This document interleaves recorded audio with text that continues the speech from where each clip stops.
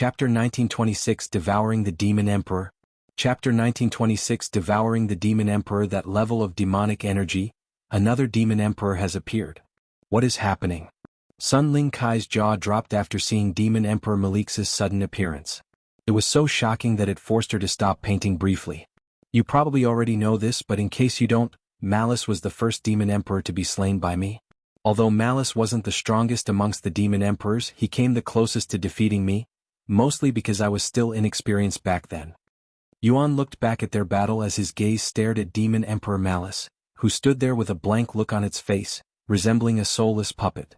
He gave a simple gesture, beckoning the figure forward. In response, Demon Emperor Malice stepped toward him, and without hesitation dropped to its knees, then lowered itself further until it was bowing low, its forearms to the ground in a show of absolute submission. Demon Emperor Slaughter's eyes widened in a mix of shock and fury as it watched Yuan calmly sit atop Demon Emperor Malice's back, using its fellow Demon Emperor as if it were nothing more than a chair. "How dare you?" Demon Emperor Slaughter roared, his aura skyrocketing from rage. "Why wouldn't I dare? Once I devour you in a moment, it'll make you wash my clothes or something." Yuan casually mocked it. "You and I, the Demon Clan, cannot coexist under the same sky." Demon Emperor Slaughter roared, unleashing a torrent of bloodlust so overwhelming it seemed to shake the very air around them. A blood-red aura erupted around Demon Emperor Slaughter as it launched itself at Yuan, recklessly hurling its body forward, completely disregarding its own safety in a frenzy of rage. "Why are you stating the obvious? The first thing you demons did after appearing in our world is treat humans as livestock." Yuan sneered as he stood up from his seat and prepared to face the approaching Demon Emperor. Demon Devouring Strike. As the Demon Emperor closed in, Yuan swung the Demon Devouring Sword without hesitation. In the blink of an eye, mid-attack, the Demon Emperor vanished, its entire existence seemingly erased as if it had never been there at all. "Did you defeat the Demon Emperor?" Sun Ling Kai suddenly asked, breaking the silence. "Yes, it's dealt with now," Yuan calmly responded. "No way." Sun Ling Kai swallowed nervously. Despite witnessing it herself, she still couldn't believe how easily Yuan had defeated the Demon Emperor, an existence that could threaten the entire Demon Sealing clan. "Are you okay?" Yuan asked as he approached her. "Why yes." When Sun Ling Kai realized that she was still sitting on the floor, she quickly stood up. "Thank you for saving my life, Founder." "About that Founder thing?" Yuan retrieved the necklace Sun Ling Kai had given him before and showed it to her. "Ah. That necklace." Sun Ling Kai's eyebrows rose, looking confused, but not because she didn't recognize the necklace. "But I gave that to the little Founder," she muttered. Yuan smiled at her words and explained, "That's right. It's me, Yuan." What?" Sun Ling Kai stared at his handsome face with a dumbfounded expression on her face. Yuan?" he repeated in a firmer tone. "But I know what you're thinking. I am Yuan, but I am also the Divine Paragon. I am his reincarnation." Sun Ling Kai gazed at Yuan, her face blank with disbelief, until the weight of what she had just heard sank in, and her expression shifted into utter shock. At that moment, all Sun Ling Kai could think about were the jokes made about Yuan being the reincarnation of the Divine Paragon because of his uncanny resemblance. What once seemed like idle talk amongst the Divine Paragon fanatics had turned out to be the truth. "I apologize for tricking you. I had to make sure you were trustworthy since my existence could drastically affect everyone in the Demon Sealing clan." Sun Ling Kai shook her head and said, "You don't have to apologize. I completely understand.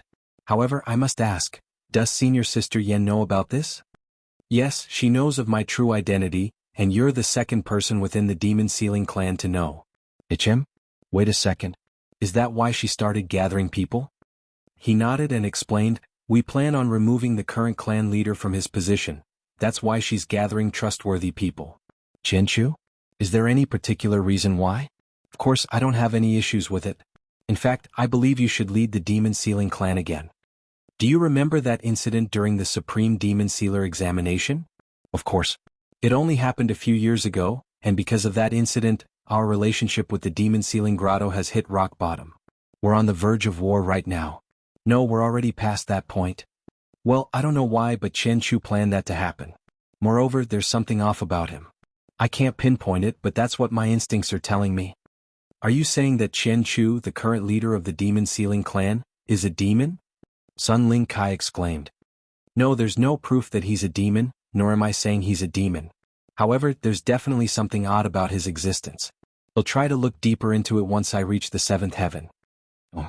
Is there anything I can do to help you? Although my abilities as a demon sealer may be lacking, there should be something I can do to help.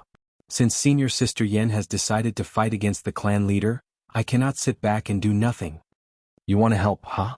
I'm not sure what to tell you, but if you want, you can go talk to Yen Hara. I'm sure she'll have an idea. Okay. Sun Ling Kai eagerly nodded. If you find any errors, ads pop up, ads redirect, broken links, non-standard content, etc. Chapter 1927 Returning to the Frozen Cloud Ethereal Sect. Chapter 1927 Returning to the Frozen Cloud Ethereal Sect. By the way, why are you hiding your identity, even going as far as to wear a mask?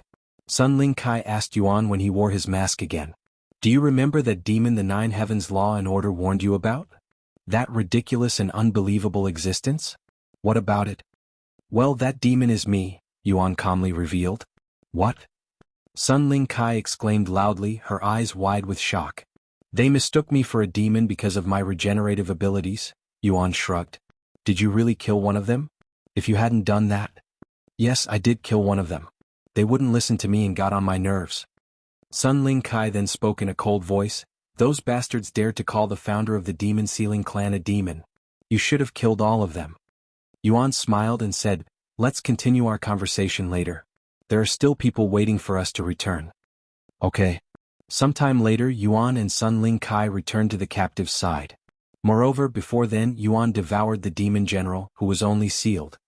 The demons have been dealt with. Right now, we'll take you to the Frozen Cloud Ethereal Sect, where we will sort everything out and help you return to your home, Sun Ling Kai said to the captives, who immediately began crying from an overwhelming sense of relief. Sun Ling Kai retrieved her flying treasure, which could have its size adjusted and made it spacious enough to carry everyone there. Once the captives were on the flying treasure, they began their journey back to the Frozen Cloud Ethereal Sect. It didn't take long for them to uncover solid evidence implicating the entire Qing family and Ling family in the cult's activities.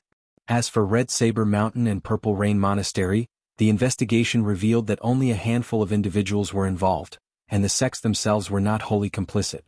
Due to the incident, both the Qing family and the Ling family were executed. Once Yuan and Sun Ling Kai arrived at their destination, the Frozen Cloud Ethereal Sect immediately began assisting the captives in reuniting with their families. Fortunately, those who had been kidnapped from the sect were still alive and among the rescued. I cannot thank you enough for your help, Senior Sunday, sect leader Yun bowed to her. I didn't do much. In fact, Found Xiaoyang here did most of the work, Sun Ling Kai said. That's not true. It was Senior Sun who defeated the demons. I merely assisted her. Yuan shook his head. Demons? You encountered demons? Sect leader Yun exclaimed in shock. Yes, there were 2 of them. Fortunately, they weren't anything special, or we wouldn't have been able to return in one piece. Yuan and Sun Ling Kai agreed to keep the appearance of the Demon Emperor a secret for now. After all, no one would believe that the 2 of them had defeated both a Demon Emperor and a Demon General, and it would attract unwanted attention to Yuan. As for the captives, they knew almost nothing about demons and couldn't distinguish their ranks. Because of that, Yuan wasn't concerned about them revealing the truth. Anyway, I have dealt with the demons and I even learned something about the reason behind their unusual activities, so I will be returning to the Demon Sealing clan soon, Sun Ling Kai said. Before leaving, Sun Ling Kai and Yuan had one last private conversation. I am allowed to let the Demon Sealing clan know about the demon's motives, right? Of course, I won't mention anything about the Demon Emperor, Sun Ling Kai asked. Yuan nodded. Yes, go ahead and tell them. We must stop the demons from unsealing the demon realm at all costs. However, Yuan then said, actually regarding the demon realm, I also plan on unsealing it. What? Why would you do something like that? I am not questioning your decision. I just want to know your reasoning so that I can better understand it. Regardless of the demon's motives, it's true that the seal to the demon realm isn't everlasting. It will eventually break, and once it does, we'll have another war with the demons. Unless all demons are defeated, including those in the demon realm, we will never truly be safe. Since it will eventually open, I might as well open it myself. Also, the demons will continue to kidnap and sacrifice humans until they achieve their goal. I see. That makes sense. In that case, maybe it'd be better to not let the Demon Sealing clan know about it? They will definitely increase the security of the demon realm once they learn about the demon's plan to unseal it. It would make for a good distraction. I don't intend on unsealing the demon realm until I take care of Qianchu anyway. I cannot wait to see you lead the demon sealing clan again. Sun Ling Kai muttered with a dreamy look on her face. Yuan chuckled and said, but I don't have any intention of leading the demon sealing clan. What? If you don't, who will replace Qianchu? Yenhara. I'm going to make her the next leader. No way, then what are you going to do? I have countless other things to do. Moreover, the demon sealing clan will become obsolete once there are no longer any demons left. That won't happen. Even if there are no more demons left in this world, the demon sealing clan will not perish. I didn't say they'll disappear. They'll just lose their purpose and will have to find other things to focus on. That's. Sun Ling Kai couldn't refute this inevitability. I guess we'll have to figure it out once we get there. Anyway, is there really nothing I can do to help you before I leave? Unless you can help me improve my cold immunity or enter the seventh heaven in complete secrecy, I can't think of anything else, he said. Your cold immunity? Sun Ling Kai raised her eyebrows. Chapter 1928 Yuan's Heavenly Tribulation. Chapter 1928 Yuan's Heavenly Tribulation. Is that why you were at the extreme Yin Lake? To improve your cold immunity? Sun Ling Kai asked. That's right. I need to train my body in a place with extremely strong Yin Qi. Sun Ling Kai pondered for a moment before speaking. Actually, I might be able to help you in this regard. She retrieved a scrolled painting from her spatial ring and continued, this is one of my masterpieces. It's called The Cold That Cuts Heaven, and I painted it when I visited the White Hell, one of 4 forbidden zones within the 9 heavens. White Hell? What kind of place is that? Yuan asked, his curiosity sparked upon learning it was one of the 4 gateways to hell, much like the Vanishing Valley. It's a land where the snow never stops falling, a world buried in endless white, which is how it got its name, Sun Ling Kai explained. It's also one of the coldest places in the 9 heavens. Even immortals can freeze to death there. I see. So how exactly will that painting help me improve my cold immunity? Yuan asked, raising an eyebrow. In response, Sun Ling Kai unfurled the scroll. The moment it opened, a wave of chilling aura surged out, instantly filling the room with an icy presence so intense that frost began creeping across the walls, freezing everything in sight. As for the painting itself, it depicted the peak of a towering snowy mountain, majestic and desolate, its summit shrouded in swirling frost, capturing the very essence of an eternal winter. This is one of many snowy mountains within White Hell, Sun Ling Kai explained. I can send people inside, and the environment and temperature are nearly identical to the real thing. If you're looking to train your cold immunity, this is the perfect place. Training inside a painting, huh? That's a first for me, Yuan said, raising an eyebrow with mild amusement. Sun Ling Kai offered an awkward smile. To be honest, this painting was originally meant to trap enemies. It's more of a torture chamber than a training ground. That's fine by me. The harsher the environment, the faster my cold immunity will improve. Sun Ling Kai added, also, you're trying to reach the 7th heaven without drawing attention, right? I haven't tested it before, but in theory, I might be able to smuggle you in using this method. Oh. Since I don't know if it'll actually work, I'm going to try it out on someone else first, she continued. I'll just find someone who's willing to participate in this experiment and take them to the 7th heaven with me when I visit the Demon Sealing Clan's headquarters. After I finish reporting to the Demon Sealing Clan, I will return here to help you with your cold immunity training, she explained. Alright, then I will wait for you here at the Sect. How long do you think it'll take for you to return? Sun Ling Kai pondered for a moment before responding, it shouldn't take longer than a month. Then I will see you in a month. Sun Ling Kai left the frozen cloud Ethereal Sect shortly after. Before heading to the 7th heaven, Sun Ling Kai went to look for a guinea pig for her experiment. After some thinking, she went to a prominent family in the 6th heaven and offered one of her treasured paintings to whoever was willing to assist her experiment. Due to Sun Ling Kai's reputation, she didn't have any issue gaining their trust, and with such an attractive offer, it didn't take long before she acquired a volunteer. Once prepared, Sun Ling Kai transferred the volunteer into one of her paintings before making her way to the stairway to heaven. However, she was unable to ascend to the 7th heaven because the stairway to heaven had detected the volunteer's presence within her treasure. So I can't use the stairway to heaven, huh? Fortunately, Sun Ling Kai was not out of options. After the attempt to smuggle a volunteer through the stairway to heaven failed, Sun Ling Kai retrieved a rare and valuable treasure, one that allowed her to return directly to the seventh heaven without relying on the stairway to heaven. It was a one-time use teleportation treasure, capable of sending its user to any previously marked location. Unlike most teleportation treasures which were restricted to the same or lower realm, this one had no limitations.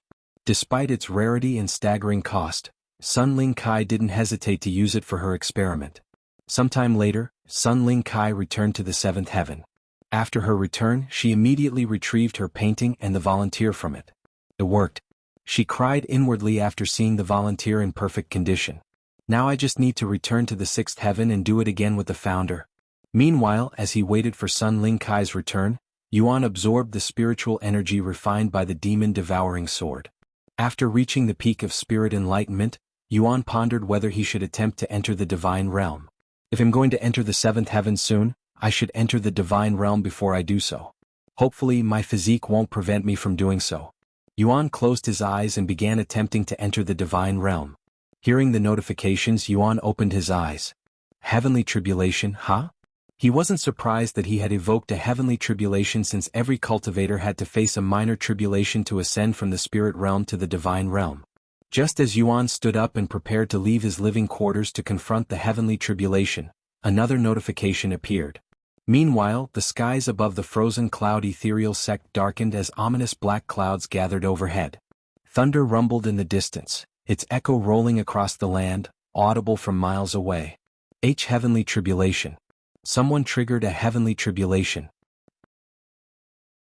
The disciples were shocked and alerted by the phenomenon. Chapter 1929 Entering the Divine Realm. Chapter 1929 Entering the Divine Realm. Yuan stared at the new notifications with raised eyebrows. He didn't know the Celestial Emperor's curse had such an effect, since it wasn't mentioned in its description. Before Yuan could even step outside or prepare himself, the heavenly tribulation struck without warning. The dark clouds above the frozen cloud Ethereal Sect roared with fury as a colossal bolt of lightning, large enough to engulf an entire building, crashed down, striking both Yuan and his house in a blinding explosion of light and power. The house was instantly vaporized by the heavenly tribulation. Yet, despite the overwhelming power of the strike, the nearby buildings remained untouched. The destruction was eerily precise, confined solely to Yuan's house, as if the heavenly tribulation possessed a will of its own, targeting only its intended prey. Heavens! That power! This is a major heavenly tribulation. Is someone attempting to break their mortal shackles right now? The disciples scattered in panic, fleeing as far as they could from the terrifying display in the sky. Normally, only those who had committed grave offenses against the heavens, or those attempting to ascend into the immortal realm, would trigger a major heavenly tribulation. The sheer scale of what they were witnessing filled them with dread and awe. Yuan? Are you okay? Shimei and Tan Songyun, who lived in separate buildings beside Yuan's, rushed out the moment they sensed the commotion. Their eyes widened in shock when they saw that Yuan's house had vanished, replaced by a smoldering crater where it once stood. It's a heavenly tribulation. A major one at that. Tan Songyun exclaimed after seeing the darkened sky. But why did one appear now? And why did it target him? A moment later, a figure suddenly leapt from the crater, rising into the sky with effortless grace. It was Yuan, and to everyone's astonishment, he looked completely unscathed, as if the heavenly tribulation hadn't touched him at all. Because the heavenly tribulation was lightning attributed, it was useless against Yuan's flawless heavenly physique. The divine energy that would have devastated others merely washed over him without leaving a mark. Don't worry, I am fine. I have experienced worse in the primal expanse, Yuan said. As if provoked by Yuan's words, the heavenly tribulation rumbled furiously in response, gathering its power once more as it prepared to unleash a second, even more furious strike. Seeing this, Yuan said to the others, "I'll attack again soon. You should leave." Shimei and Tan Songyun listened to his advice and got away right before the second lightning bolt descended. Boom. The second bolt struck with far greater fury than the first, its destructive power obliterating everything around Yuan. The ground was reduced to scorched, blackened earth. Yet, Yuan remained unfazed even after being struck by such a powerful force. In fact, it only made him stronger. Yuan could feel his spiritual energy and overall prowess skyrocketing. The leap from the spirit realm to the divine realm was staggering, an unfathomable gap like the distance between heaven and earth. He looked toward the sky and spoke, "Is this all you got? So get lost." Purple lightning danced across the dark sky, writhing around like snakes. When the spectators saw this, their eyes widened with disbelief. Supreme heavenly tribulation. I have only ever heard about this level of heavenly tribulation from others. I never thought it would appear in the sixth heaven. Sect leader Yuan nearly fell on her buttocks from shock. A supreme heavenly tribulation was powerful enough to obliterate even immortals, after all. Eventually, the third strike descended, an immense bolt of lightning so vast it lit up the entire sky before crashing down on Yuan. The impact was catastrophic, destroying every building and object within a 10-mile radius. Fortunately, the disciples had evacuated long before, and despite the destruction, there were no casualties. Ahaha! Yuan suddenly burst out laughing. Thanks for the boost, you sore loser. Keep coming at me if you dare. The clouds rumbled once more, echoing the heavens' fury at Yuan's continued provocation. But no further strike came. As much as the heavenly tribulation burned with the desire to smite him again, it was bound by its own laws. Yuan had withstood its wrath and survived the tribulation. If the heavens wished to challenge him again, they would have to wait for the next appointed time. For now, he had earned his qualifications to be in the divine realm. Eventually, the dark clouds looming over the frozen cloud Ethereal Sect began to fade, slowly dissolving into the heavens. Moments later, a clear blue sky emerged. Shimeli, Tan Songyun, and Sect leader Yuan approached Yuan shortly afterward. Why? What did you do to summon a supreme heavenly tribulation? Tan Songyun demanded answers, her voice trembling with disbelief. And how are you completely unscathed? As an immortal herself, Tan Songyun had endured a supreme heavenly tribulation, and had barely survived.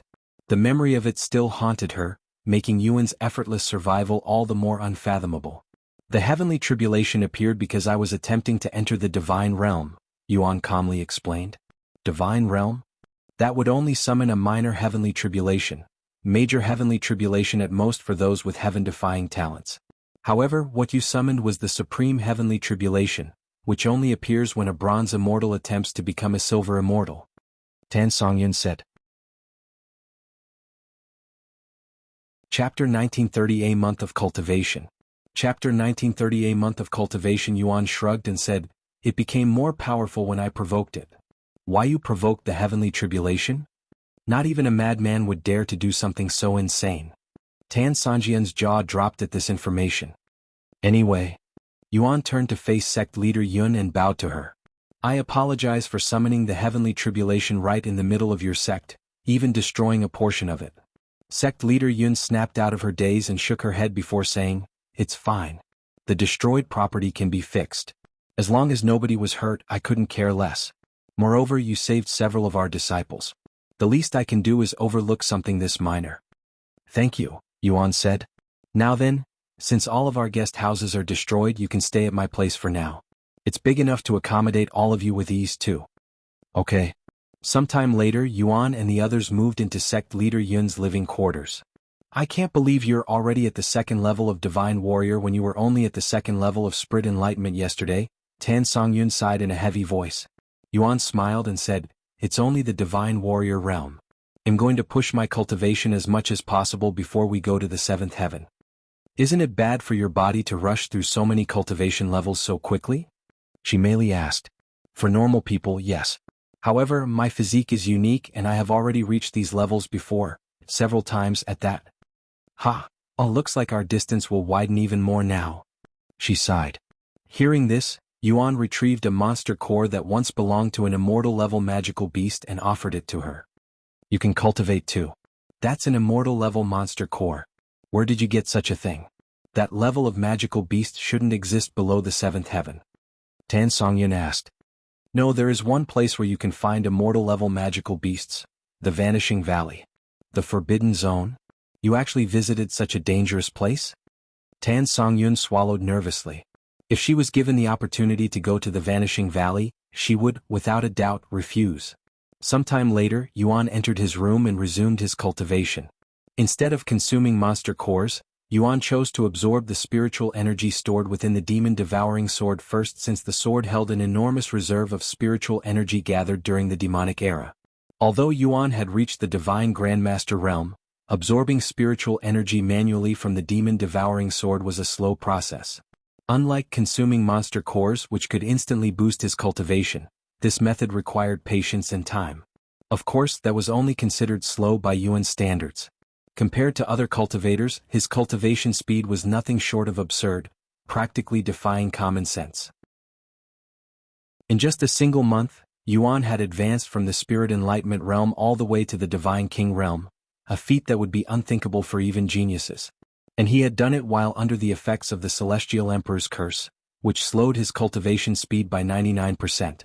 However, Yuan wasn't the only one whose cultivation surged. Lan Yingying, who received a portion of the spiritual energy Yuan absorbed through her supreme seal, had also advanced rapidly, reaching the first level of the Divine Lord realm. But unlike Yuan, such rapid progress came with risks. Advancing too quickly could destabilize her foundation and harm her cultivation. To protect her, Yuan sealed her supreme seal, halting her progress while he continued to cultivate. As for Feng Yuxiang, her cultivation had risen to the peak of the Divine Emperor realm. However, this wasn't newfound growth but merely the restoration of the strength she had once lost, and the supreme seal only quickened that recovery. Meanwhile, Sun Ling Kai returned to the Demon Sealing clan and reported her findings. She revealed her encounter with two demons in the sixth heaven and their disturbing plan to unseal the demon realm using a key forged from the sacrifices of innocent maidens. This revelation sent a wave of alarm through the entire Demon Sealing clan. Anything concerning the demon realm was considered highly sensitive and potentially catastrophic. Thus, to prevent the demons from achieving their goal, the Demon Sealing clan declared the eradication of the demon worshippers their top priority. While they had kept a watchful eye on the cult in the past, they had never fully committed their resources.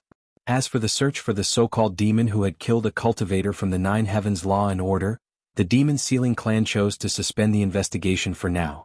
With the threat of the demon realm's unsealing looming, their priorities had shifted. After completing her report, Sun Ling Kai wasted no time and went to look for Yen Hara. With the Demon Sealing clan having recalled most of their demon sealers to address the crisis, it didn't take long for her to locate her. Senior Sister Yen, can you spare me some of your time? I have something important to tell you. Sure. Let's go to my office. Once they entered Yen Hara's office and closed the door, Sun Ling Kai retrieved a painting from her spatial ring and said, I painted this during my travel to the sixth heaven, when I encountered the demons. When she revealed the painting of Yuan fighting the demon emperor, Yen Hara's eyes widened with surprise. Wait a second. Isn't that? The first thing Yen Hara noticed was Yuan's handsome face. Yes, it's the founder, or should I call him Little Founder? Yen Hara's entire body stiffened at such words. She swallowed nervously before asking in a shaky voice, what are you trying to say? Judging by your reaction, I think you know exactly what I'm trying to say, Sun Ling Kai responded with a teasing smile. Chapter 1931 Demon Sealing Clan's Highest Priority? Chapter 1931 Demon Sealing Clan's Highest Priority? I don't know what you're talking about. Yen Hara exclaimed, slamming her hand on the desk as she shot to her feet. Her voice trembled, and the panic in her eyes was impossible to miss. Sun Ling Kai chuckled, You're really cute when you panic, Senior Sister Yen. You're also very bad at acting. Who are you trying to fool with that kind of reaction? Anyway, I know that the Little Founder is the Divine Paragon's reincarnation. Yen Hara's entire body trembled at such words. How did you? Relax, the Little Founder told me himself. You met Yuan? Where and when did you meet him? I was with him right before I returned to the Demon Sealing clan. He's in the sixth heaven right now. He's in the sixth heaven already? Despite knowing that Yuan was the Divine Paragon's reincarnation, Yen Hara was still surprised by his fast progress. Yes, and he'll be arriving at the seventh heaven soon. In that case, I must head down to the seventh heaven to meet him as soon as possible. Slow down a bit, Senior Sister Yen. I still have a lot to tell you. All right. I heard you dealt with two demons before returning. Was he with you at that time? Sun Ling Kai nodded with a somewhat bitter look on her face and said, Honestly, he was the one who dealt with the demons. Yen Hara's eyebrows rose in a questioning manner. I altered my report to protect the Founder. In truth, the demons weren't ordinary demons. One was a demon general and the other was a demon emperor. A demon emperor? Yen Hara exclaimed, nearly falling on her buttocks from shock. The founder called it Demon Emperor slaughter. If it weren't for the founder, I would have died that day. So he's powerful enough to defeat a Demon Emperor by himself now. Yenhara clenched her fists in excitement. He didn't just defeat the Demon Emperor. He practically toyed with it. I have never seen anyone mess with a demon like that before, much less a Demon Emperor. Sun Ling Kai sighed as she recalled their fight. I am going to need you to tell me everything that happened from the beginning to end without missing a single detail. Yenhara spoke with a serious look on her face. Sun Ling Kai nodded. Once they were seated, tea in hand, Sun Ling Kai began recounting everything to Yenhara in vivid detail. She left nothing out, starting from her arrival at the frozen cloud Ethereal Sect, to witnessing Yuan confront the demon worshippers and finally, his battle with and victory over the Demon Emperor. Yenhara's body trembled with delight as she listened. Ah, he's truly grown into an unfathomable individual since I last saw him. I cannot wait to see him again, she muttered in a daze. Also, I can't believe he turned out to be the demon we've spent the last several years searching for. It's no wonder he'd hide his identity from you. Sun Ling Kai then spoke. All right. When I asked him if I could be of any assistance, he asked me to ask you. Assistance, huh? Actually, I do need some help. I have been thinking about recruiting people outside our clan to my group, and you, who have more influence than me outside the Demon Sealing clan, can help me do that. You're trying to dethrone Chen Chu, right? Why would outsiders matter in the Demon Sealing clan's affairs? Sun Ling Kai asked. You're not thinking far enough. While an outsider may have no say in our affairs, do you think Chen Chu will peacefully hand over his position to us? Probably not. We all know how obsessive he is with his position. He might even fight us to death if it means protecting his position.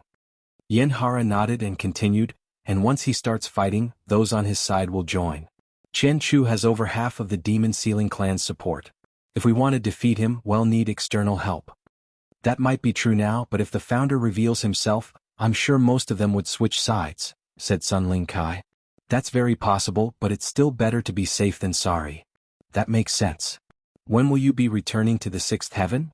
Yenhara then asked. Right after the Demon Sealing clan's meeting. All right.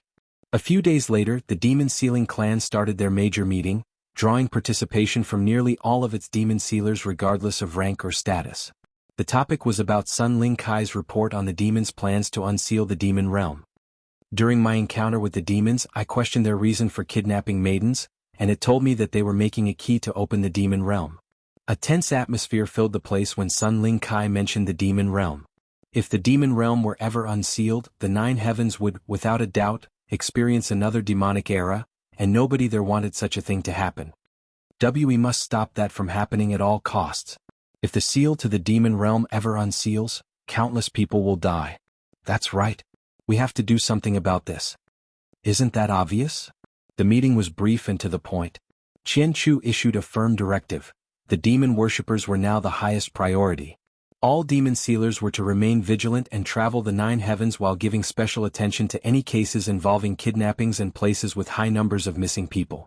At the end, Chen Chu also announced that he would be away from the Demon Sealing clan for some time, but he didn't go into details or even mention why he'd be away. However, nobody there questioned him. Yenhara wanted to question him, but she didn't want to attract more attention to herself right now. However, she did task someone from her group to follow Chen Chu and report all of his activities to her. If you find any errors, ads pop up, ads redirect, broken links, non-standard content, etc. Chapter 1932 Supreme Cold Immunity. Chapter 1932 Supreme Cold Immunity. After the meeting, Sun Ling Kai and Yenhara met up one more time before Sun Ling Kai made her way back to the sixth heaven. In the sixth heaven, before heading back to the frozen cloud Ethereal Sect to meet with Yuan, Sun Ling Kai dropped off the volunteer back at his home. Wow, what happened here? Did a demon attack your sect while I was gone? Sun Ling Kai was dumbfounded by the destruction in the sect and asked sect leader Yuan. No. A supreme heavenly tribulation occurred when Xiaoyang attempted to break through to the divine realm. Supreme heavenly tribulation. But that's usually only reserved for immortals. Is he okay? Sun Ling Kai was greatly shocked by this news. Although she was confident in Yuan's abilities as the divine paragon's reincarnation, she was still worried he might not be able to handle a supreme heavenly tribulation that threatened even immortals like her. He's fine. Hell, he emerged from it unscathed. Unscathed? Is that even possible? Sun Ling Kai stared at the sect leader with a dumbfounded look on her pretty face. How did he do it? You're asking the wrong person. Sect leader Yuan shrugged before continuing, I don't know how he did it, but he treated the supreme heavenly tribulation as if it was a joke. Sun Ling Kai pondered for a moment before muttering, I can only think of one possibility, had achieved the legendary heavenly physique that grants immunity to lightning. Heavenly physique? That's impossible. Sect leader Yuan exclaimed, her eyes wide with disbelief. Most cultivators only cultivate a single elemental immunity in their life because it takes a lifetime to train even one. She already knew Yuan possessed cold immunity, so the thought of him having another defied all reason. Heavenly physique? That's impossible. Sect leader Yuan exclaimed, her eyes wide with disbelief. Most cultivators only cultivate a single elemental immunity in their life because it takes a lifetime to train even one. She already knew Yuan possessed cold immunity, so the thought of him having another defied all reason. Moreover, lightning immunity was the hardest immunity to train, and the number of people who have achieved heavenly physique since the beginning of time could be counted on one hand. Impossible? Nothing is impossible for the him. Found? Sect leader Yuan raised an eyebrow. Anyway, where's Xiaoyang? He's currently staying at my place. Sect leader Yuan brought Sun Ling Kai back to her living quarters shortly after. Welcome back. How did it go? Yuan asked her once they were alone. It worked. I managed to bring someone from the 6th heaven to the 7th heaven, even the 8th heaven. I tried going through the stairway to heaven at first, but that didn't work out, so I had to use a treasure. Anyway, when do you want to go to the 7th heaven? They'll go right after I finish training my cold immunity.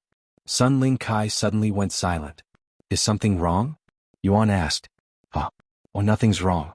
I was just wondering if you truly have the heavenly physique or not. Heavenly physique? I have it. Yuan admitted. How old are you in this life again? I'm still in my 20s in this life. Your 20s? And you already have the heavenly physique and cold immunity? Sun Ling Kai exclaimed in a terrified voice. Seeing how she reacted, Yuan didn't dare to reveal that he also had poison immunity and fire immunity. Sometime later, Sun Ling Kai said, By the way, I spoke with senior sister Yan. She said that she'd like to meet you once you arrive at the 7th heaven. Yuan nodded, sure. All right. When do you wish to start your training? I'd like to start now if you don't mind. I understand. Sun Ling Kai proceeded to retrieve the painting The Cold That Cuts Heaven and opened it, instantly turning the room into an ice chamber. He'll be watching over you constantly, so if you need anything just shout it out loud, she said. Yuan nodded and said, all right. Don't take me out unless I tell you to, even if it looks bad. Okay. They'll send you inside the painting now. Sun Ling Kai lightly tapped Yuan's shoulder with her brush, its tip glowing with profound energy. Then, with a graceful motion, she drew the brush toward the painting. In the next instant, Yuan's figure was pulled into the scroll, vanishing into the painted world as if swallowed by it. After entering the painting, Yuan found himself standing atop the very snowy mountain depicted in the scroll. The world around him was blanketed in endless white, sky, ground, and horizon blending together in a frozen stillness. Despite having super cold resistance, he could feel the bitter chill biting into his skin, the cold so intense it began to creep into his veins, threatening to freeze his blood solid. Yet he did nothing to fight it. Within moments, the frigid air overwhelmed him. A thick layer of ice rapidly formed over his body, sealing him completely. In the blink of an eye, Yuan stood frozen, transformed into a statue of ice, motionless amidst the endless snow. Sun Ling Kai, who was watching this, immediately wondered if she should take Yuan out of the painting. No. Although his entire body is frozen, his heart is still beating. Time flowed quietly in the frozen world, and 3 full months had passed in the blink of an eye. Yet Yuan remained unchanged, still encased in ice, unmoving as though time itself had forgotten him. At long last, the ice encasing Yuan began to crack, thin fractures spreading like spiderwebs across its surface. Moments after attaining supreme cold immunity, a surge of energy pulsed through his body, and with a sharp burst, he shattered the frozen shell around him, breaking free from his long, silent imprisonment. If I want to reach the next level, he'll need to visit the real white hell. While he could continue training inside the painting and achieve the next level, it would take too much time, hence why he decided to stop there. I'm ready to leave. Yuan lifted his head toward the sky and spoke loudly. A moment later, Yuan felt a profound energy wrap around him, and in the blink of an eye, the icy world vanished. When he opened his eyes, he was back in his room. Before him, Sun Ling Kai sat quietly in front of the painting with a relieved smile on her face. Chapter 1933 Arriving at the Seventh Heaven? Chapter 1933 Arriving at the Seventh Heaven? How did it go? I hope you've achieved satisfactory results, Sun Ling Kai said. How long have I been inside the painting? Yuan asked. A little over 3 months. I see. Wasn't too bad. However, if I want to advance further, I need to visit the real White Hell personally. Seriously? I know you have cold immunity, but that place is so dangerous that even those with cold immunity aren't safe. Then how did you manage to paint this painting there? Yuan asked with raised eyebrows. Did you think I went there alone? I had assistance from the Sun God's temple. They have a treasure that can protect you from the weather in White Hell. However, even that treasure has its limits. Otherwise, I would have gone deeper inside the White Hell. Is that so? Well, I am going there to train, so any protection will only hinder my progress.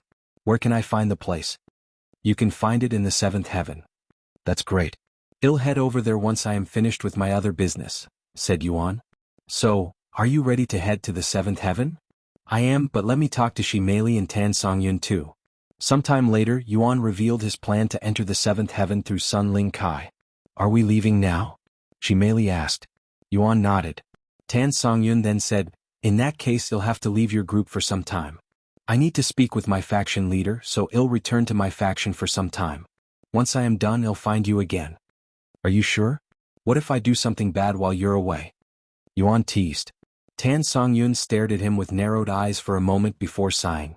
Then she spoke in a defeated tone. Fine, I admit that I was wrong about you. However, I will need some time to accept it, as I have spent the last several thousand years blinded by hatred. This is one of the main reasons why she decided to leave the group temporarily, as she needed time to clear her mind. I don't blame you.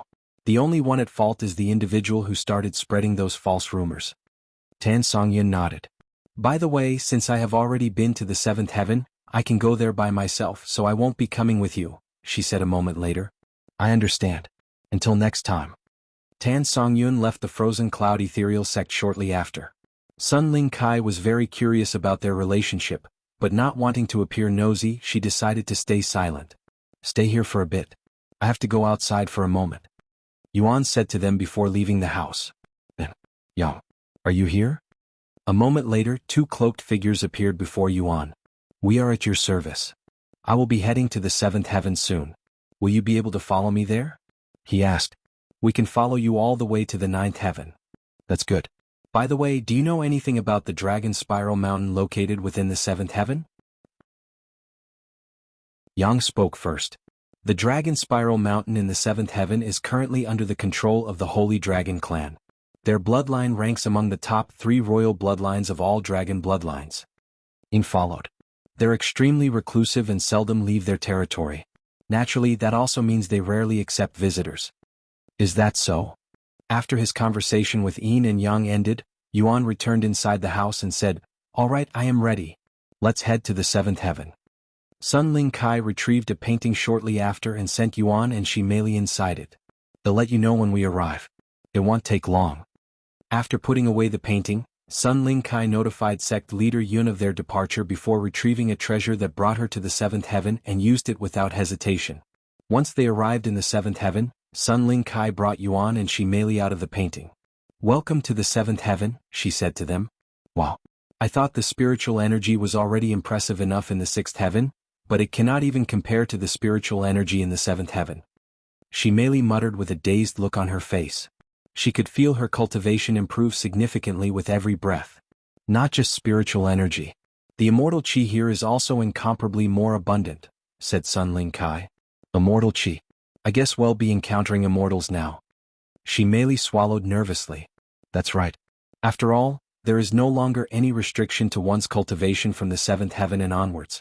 In fact, you could even encounter a cultivation god in the Seventh Heaven. Sun Ling Kai continued, also, unlike the First Heaven to Sixth Heaven, traveling between the Seventh Heaven and Ninth Heaven is much easier and much less restrictive. So, what are you going to do now? Sun Ling Kai and Shimeli looked at Yuan. As much as I want to head straight to the Dragon Spiral Mountain immediately, I need to prepare myself a little. Yuan looked at Sun Ling Kai and continued, Can you help me with my training? Of course. What kind of training? I want to be able to use immortal chi. Huh. But immortal chi is something you can use only after you become an immortal. It's not something that can be attained from effort and training alone. Yuan smiled and exuded some of his incomplete immortal chi. Sun Ling Kai nearly jumped from shock. Immortal chi. It's not perfect, but it's definitely immortal chi. How is that even possible? Nothing is impossible for him, she merely chuckled. After snapping out of her daze, Sun Ling Kai asked, How do I help you? It's quite simple. You just need to keep attacking me with your immortal chi, he said. Her eyes widened with disbelief. You want me to attack you with immortal chi? I can't do something like that. Don't worry, I won't die. That's not the issue. You're telling a Divine Paragon fanatic to attack the Divine Paragon. How will I be able to face the others after knowing what I have done? That's your worry? Yuan was speechless. Please. They'll do anything but that. But you're the only one here who can train me. Or are you telling me to wander this place that's teeming with immortals without being able to use immortal chi? That's all right. Senior Sister Yen will be here soon. You can ask her to help you. Her immortal chi is much stronger than mine too. Yen Hara? She's coming here? Yes. I spoke with her when I returned to the Demon Sealing clan, and she said that she wanted to see you. I gave her this location before returning to the sixth heaven. She should be here soon. Just as Sun Ling Kai finished her sentence, Yuan could sense a presence speeding toward their location. Moments later, a beautiful woman halted right above the island to look at them. When Yen Hara saw Yuan, she immediately landed right before him and gave him a firm embrace. I've missed you. Sun Ling Kai's jaw dropped. However, it was not because she was jealous. How can you touch the founder so casually? She exclaimed. Yen Hara's body froze at her words. After a moment of silence and stillness, Yen Hara released Yuan and immediately kowtowed. I'm so sorry. I got too excited and instinctively acted on my old habits. She apologized. I don't mind. Yuan removed his mask and showed her a handsome smile.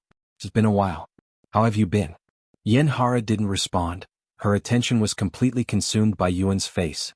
It was a perfect reflection of the Divine Paragon, so strikingly identical that she couldn't look away. Ahem. Sun Ling Kai cleared her throat. Yen Hara quickly snapped out of her daze and spoke with a red face. If you visited the Demon Sealing clan's Grand Library right now, it'd definitely cause a commotion. I also want to see Chen Chu's reaction when he sees you. I'll visit the library as soon as I finish my other business, he said. I can't believe it hasn't even been a decade since you first visited the library. I thought I would have to wait several decades before I could see you outside of the library, Yen Hara said. Anyway, I have a lot to talk to you about. Let's change our location first. Wait. Before we leave, I need your help. I'll do it, Yen Hara instinctively responded without any hesitation. Good. Then attack me with your immortal chi. Yen Hara's body trembled at his words and her eyes widened as she spoke. I think I misheard. Attack me with your immortal chi, Yuan repeated. It's for my training. What kind of training are you doing? She exclaimed. Chapter 1934 Learning Immortal Chi. Chapter 1934 Learning Immortal Chi. I'm trying to learn, complete my immortal chi. Yuan showed Yen Hara his incomplete immortal chi. You can already use immortal chi? But you're only at Divine King? How did you improve your cultivation so quickly? You were only around Spirit King a few years ago. Yen Hara just noticed his cultivation and was greatly bewildered by his progress. If she knew that Hem'd gone from Spirit Enlightenment to Divine King in the past month, who knows how she'd react. As for Sun Ling Kai, her mouth and eyes were wide open. She knew Yuan was only Spirit Enlightenment last month, and she knew had triggered a supreme heavenly tribulation to enter the Divine Realm, but she didn't realize he was already Divine King. What kind of outrageous cultivation speed is this? She cried inwardly. Why are you so surprised? Have you forgotten who I am? Yuan chuckled. Anyway, attack me with your immortal chi. It'll be fine. I promise. Despite her hesitation, Yen Hara eventually nodded her head and agreed to train him. Sun Ling Kai and she merely flew off the island a moment later and distanced themselves from Yuan. Sometime later, Yen Hara released her immortal chi and attacked Yuan with it. It's not strong enough. Don't hold back and come at me as if you're trying to kill me. Yuan shouted after barely feeling it. Yen Hara gritted her teeth and increased her immortal chi output tremendously. Boom. Yen Hara's immortal chi pressed down on Yuan like a mountain. Yuan coughed up a mouthful of blood afterward. Yuan. Yen Hara instinctively retracted her immortal chi when she saw his blood. Don't stop. It's just a little blood. Yen Hara was reluctant to continue, but seeing Yuan's fierce eyes, she gritted her teeth and continued blasting him with immortal chi. Yen Hara was a golden immortal, on the verge of becoming a true immortal, so her immortal chi was immensely powerful. Although Yuan could have trained his immortal chi in the sixth heaven, the process would have been painfully slow. While immortal chi could still be used by immortals even when their cultivation was suppressed, its power would be significantly weakened. This is why he waited until he arrived at the seventh heaven, where immortals could use their immortal chi properly. Yuan's entire body was screaming in pain from Yen Hara's immortal chi, but it wasn't enough to put his life in danger. If anything, his body was getting stronger by the moment due to his physique. You can increase the power a little more now, Yuan said to Yen Hara a few days later. Yen Hara, who'd been using the power of a bronze immortal, slowly increased her strength to that of a silver immortal. After 2 weeks of training, the immortal chi that Yuan was exuding was no longer incomplete and resembled that of a true immortal. What do you think? Yuan asked as he released his immortal chi. Yen Hara swallowed nervously. It wasn't just the fact that Yuan could use immortal chi that left her stunned, it was the sheer mastery with which he wielded it. His control, precision, and efficiency surpassed even her own as a golden immortal. It was as if he had been using immortal chi for far longer than she had, despite only recently learning it. However, then she remembered that he was the divine paragon's reincarnation. You're really something, Yuan. Yuan shook his head and said, Immortal chi is just the beginning. Until I can use celestial chi, I am still vulnerable. Celestial chi? Yen Hara echoed, her brows raising.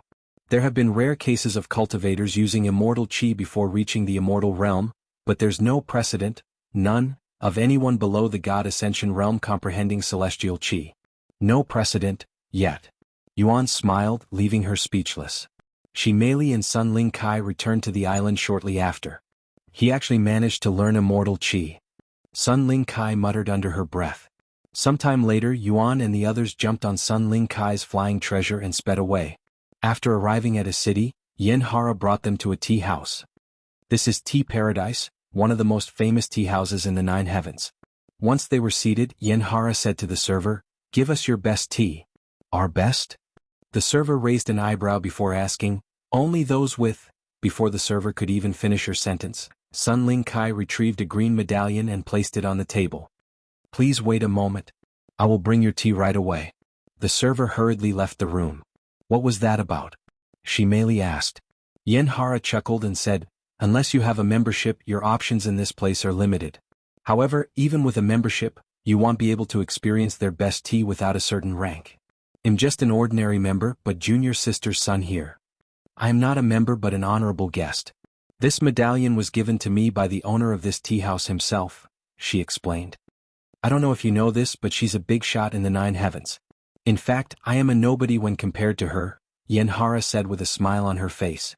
I heard that she's a famous painter, said Yuan. Not just any famous painter.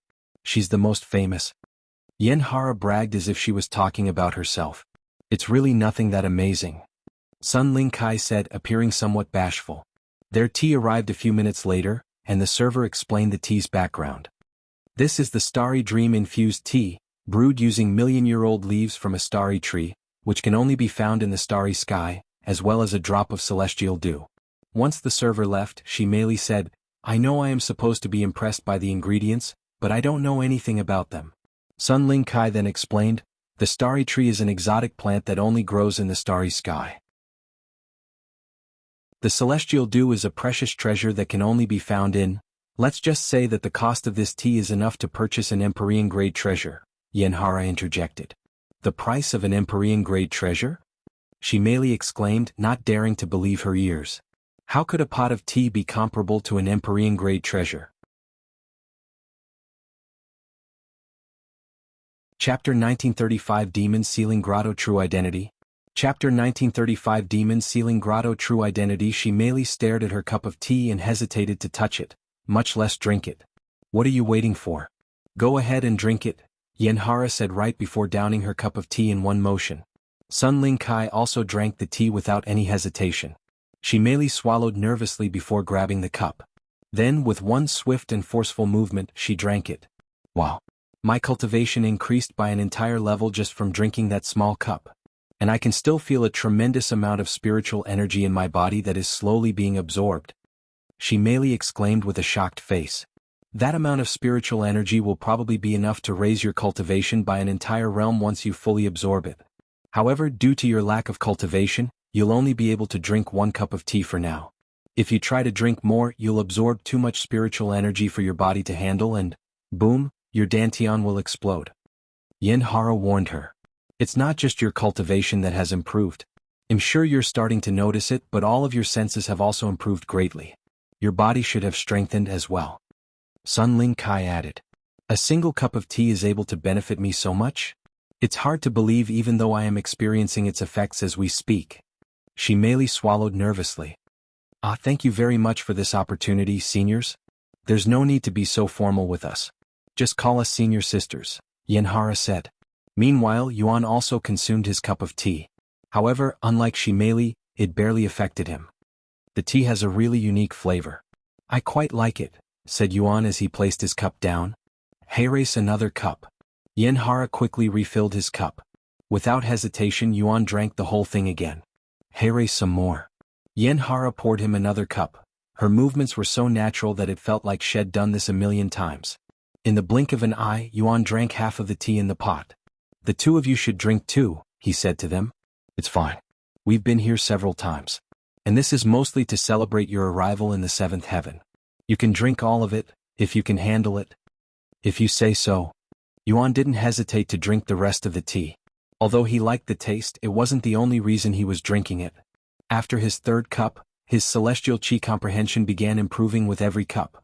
The progress was minimal, nearly imperceptible, but it was progress nonetheless. And for something as elusive as celestial chi, even the smallest advancement was invaluable. As Yuan continued to drink his tea, Yuan revealed the situation within the Demon Sealing clan to him, as well as her current activities. The drama between the Demon Sealing clan and the Demon Sealing Grotto has only gotten worse since your last visit to the library, much worse. We're at the point where we start fighting the moment we see each other without so much as exchanging any words. Has Chen Chu done anything to calm the situation? Yuan asked. He claims to be working on it, but we haven't seen any noticeable results even several years later. Most recently, right before I came to meet you, he disappeared somewhere after giving us the order to prioritize the demon worshippers. Disappeared? Yuan raised an eyebrow. He said he had some business, but he didn't go into any details. However, I have someone following him, so we should know his activities soon. Sun Ling Kai then spoke. By the way, the Demon Sealing Grotto's headquarters are in the 7th heaven, so you'll most likely run into them while you're here. Are you worried that I might become a target? Yuan asked with a smile. While that is a concern, I'm pretty confident you'll be able to defend yourself. After all, you managed to defeat a demon emperor alone. Don't worry, even if I encounter them, they won't know I'm with the Demon Sealing clan, and I have no reason to reveal myself. Yuan then spoke. Honestly, I was hoping you could speak with the leader of the Demon Sealing Grotto. What? Yuan asked. If we're going to fight Chen Chu, I think it would benefit us to have the Demon Sealing Grotto on our side, she admitted. I don't really know much, if anything at all, about them. I know that they're essentially a second Demon Sealing clan, but that's about the extent of my knowledge on them. Yuan sighed and said, the Demon Sealing Grotto may have come after the Demon Sealing clan and was even created after the demonic era, but to tell you the truth, they qualify to be the Demon Sealing clan more than us. I don't get it. The Demon Sealing Grotto was founded by demon sealers who originally belonged to the Demon Sealing clan, Yuan explained. After you disappeared, the clan lost its direction. Disagreements over leadership led to internal strife, and people fought to become the next clan leader, causing a lot of bloodshed. This led to the creation of the Demon Sealing Grotto, a haven for those who wanted to stay true to the Divine Paragon's teachings. Yuan couldn't help but notice the similarities between this situation and what the celestial overlords were currently facing: internal division and power struggles after their founder left. Yuan continued, the reason the Demon Sealing Grotto has surpassed the Demon Sealing clan in strength is simple: they stayed true to the old traditions and rigorous training. Meanwhile, the Demon Sealing clan, what can I even say? We've become pathetic. She let out a quiet sigh. Honestly, I considered joining the demon sealing grotto at first, but in the end I chose to stay with the original. Yuan pondered for a moment before responding, I understand the situation now. In that case, we should definitely get the demon sealing grotto to be on our side. Chapter 1936 Seventh Heavens Dragon Spiral Mountain. Chapter 1936 Seventh Heavens Dragon Spiral Mountain. When are you going to visit the demon sealing grotto? I would love to go with you, but my position within the demon sealing clan would only make things more difficult for you, Yenhara said. I have some business at the Dragon Spiral Mountain, so I will be going there first. After that, I want to check up on my friends, but that won't take long. If nothing else comes up, I'll visit the demon sealing grotto. Yenhara raised her eyebrows in a puzzled manner and inquired, the Dragon Spiral Mountain? What business do you have with the Holy Dragon clan? I thought they didn't accept visitors. You're aware that my current body is only an avatar of my soul, right? Yes, I am aware. The Celestial Emperor told us about you guys, but so far, you're the only person I've met who's from that world. Well, I intend on coming to the 9 heavens with my real body, and the Dragon Spiral Mountain is the key to making that a reality. Coming here with your real body? Such a thing is possible? Yenhara exclaimed in shock. The Dragon Spiral Mountain is actually a massive teleportation device that connects with the other Dragon Spiral Mountains, and one of those mountains is in my world. I'm not sure how it works, but I'll figure it out once I get there. That's only if the Holy Dragon clan even allows you entrance, said Yenhara. Yuan pondered for a moment before asking, at what level is the strongest individual there? If you're thinking about forcing your way inside, forget about it. They have several God Ascension Realm powerhouses there, Sun Ling Kai said, shaking her head. Do you think I am a brute or something? Yuan chuckled. I just wanted to know their prowess. Yenhara then spoke. If you're asking about their prowess, the Holy Dragon clan is within the top 20 most powerful backgrounds in the 9 heavens, and in terms of dragon clans they're top 3. Top 20 in the entire 9 heavens? That's quite impressive. If you need help, I can ask around, Sun Ling Kai said. No, it's fine. I have several plans in mind already. If you say so, but if you ever need my help, just ask. Here is my communication jade slip for contacting me. Sun Ling Kai placed her jade slip on the table before Yuan. Thanks. Yuan accepted the jade slip. Sometime later, after Yuan finished drinking all of the tea and they finished their conversation, Yenhara spoke. As much as I would like to travel with you, I don't want to bring unnecessary attention your way, especially from Qian Chu and his followers. Yuan nodded. I understand. Sun Ling Kai then spoke.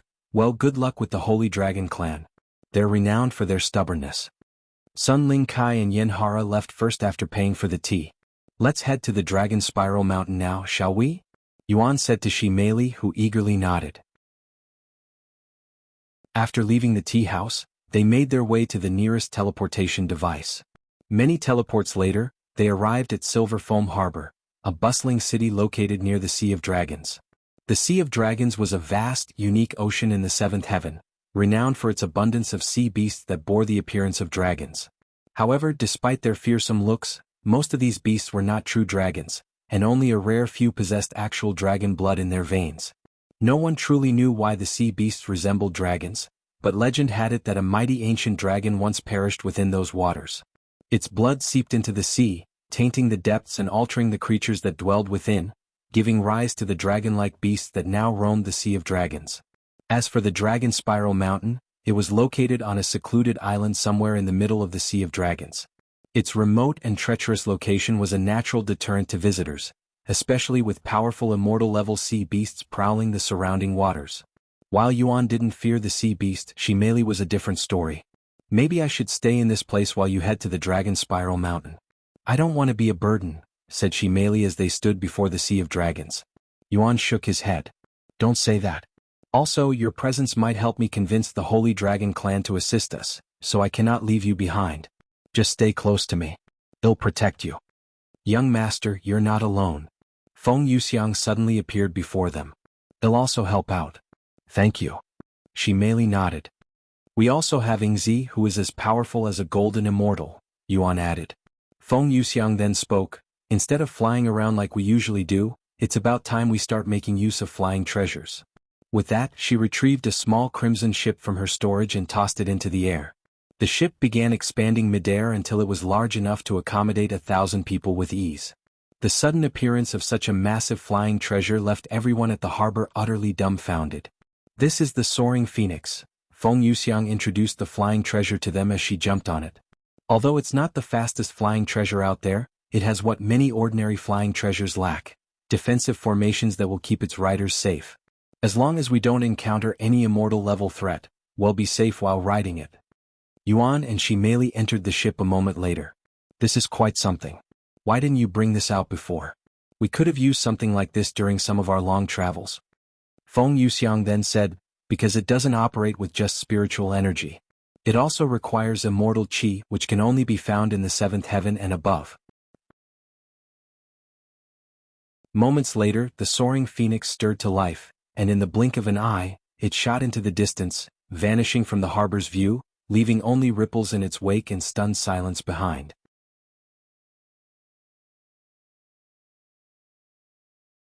Chapter 1937 Sea of Dragons? Chapter 1937 Sea of Dragons. After entering the Sea of Dragons, it didn't take long for the sea beasts to launch their assault on the soaring phoenix. Even though the flying treasure flew high above the waves, the creatures below unleashed powerful long-range attacks. Some even went as far as jumping out of the water to strike them using their entire body. The sea beasts of the Sea of Dragons were notoriously aggressive, attacking anything that moved without hesitation. This was one of many reasons why few dared to traverse its waters. Navigating the sea required not only specialized equipment but also a vast amount of resources to defend against the relentless onslaught of these powerful creatures. Why are the sea creatures here so aggressive? It wasn't nowhere this bad at the Purple Sea, Shimeli wondered out loud as she watched them bounce off an invisible barrier that protected the flying treasure. "Well, dragons are aggressive creatures by nature," Feng Yuxiang said with a casual shrug. "That's not true. At least not for the dragons in the ancient dragon city," Shimeli responded, a hint of defensiveness in her tone. "I'm not saying all dragons are violent," Feng Yuxiang replied calmly. "But many are.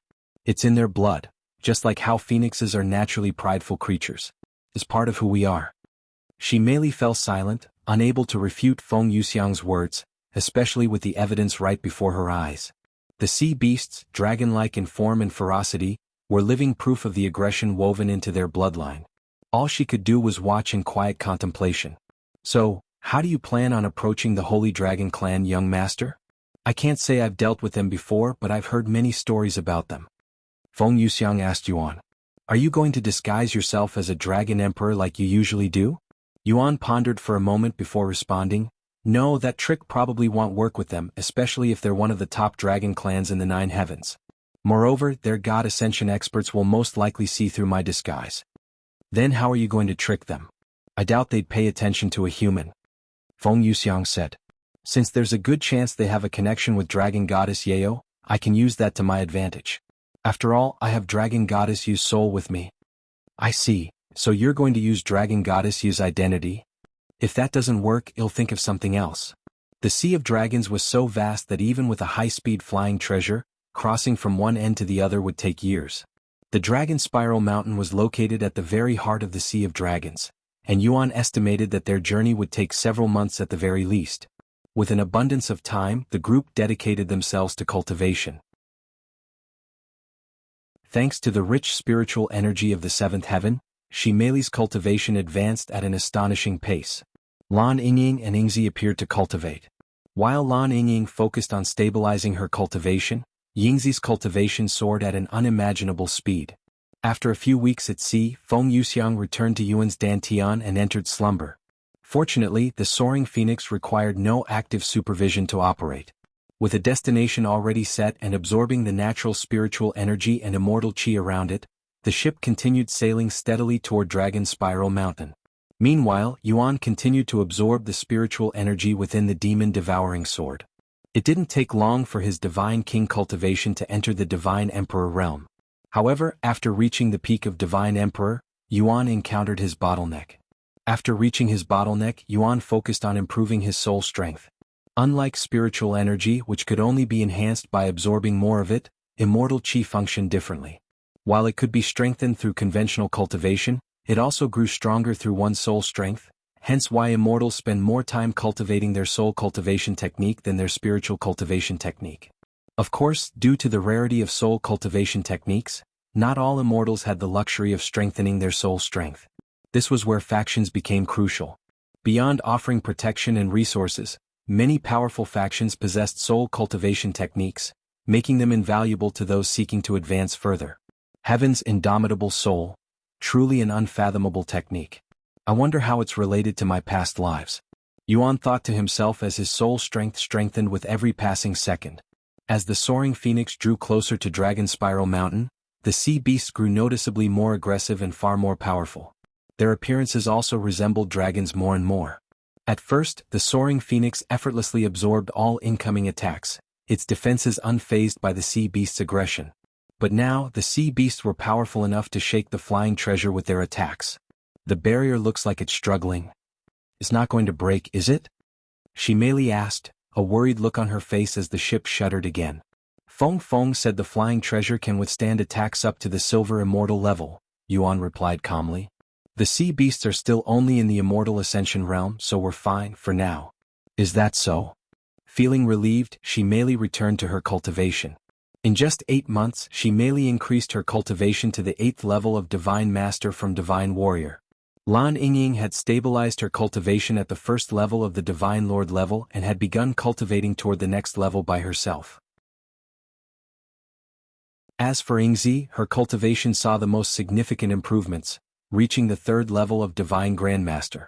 As their journey entered its 9th month, the soaring phoenix came to a sudden halt for the first time since they had set sail.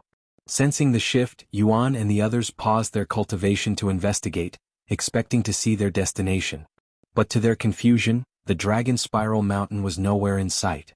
Young Master, several powerful presences are blocking our path, Feng Yuxiang reported calmly. But it doesn't seem like they've noticed us.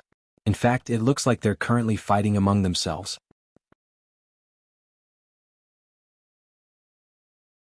Chapter 1938 Ancient Monolith?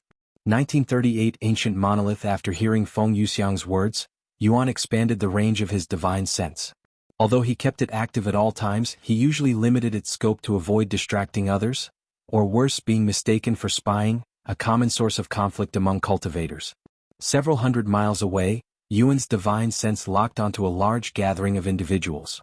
They were unmistakably dragons, humanoid in form but marked by prominent horns and swaying dragon tails. There were around 20 of them, split into 2 distinct factions.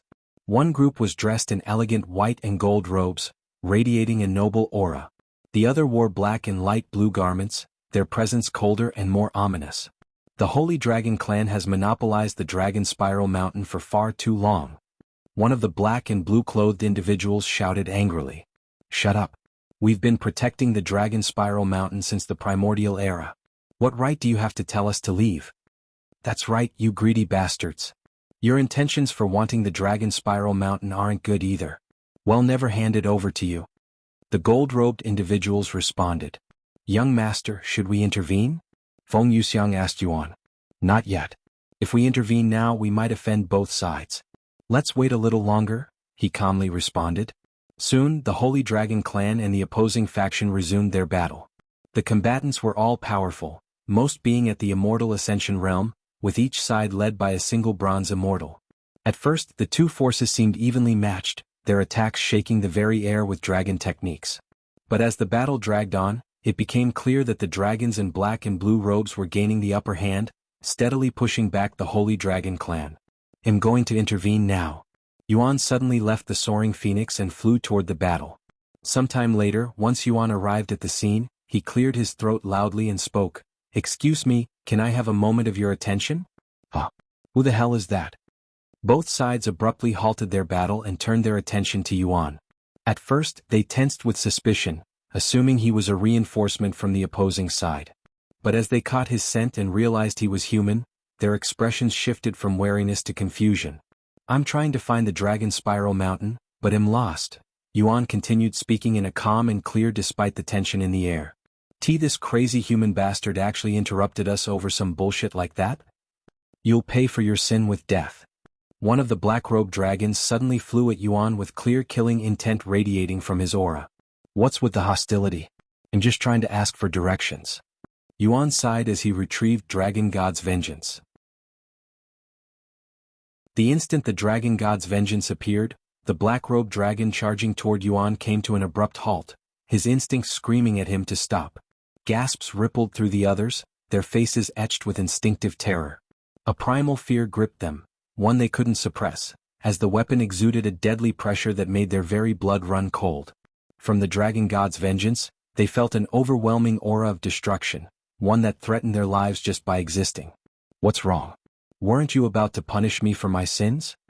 Yuan asked calmly, his gaze fixed on the dragon who had just charged at him. "That's."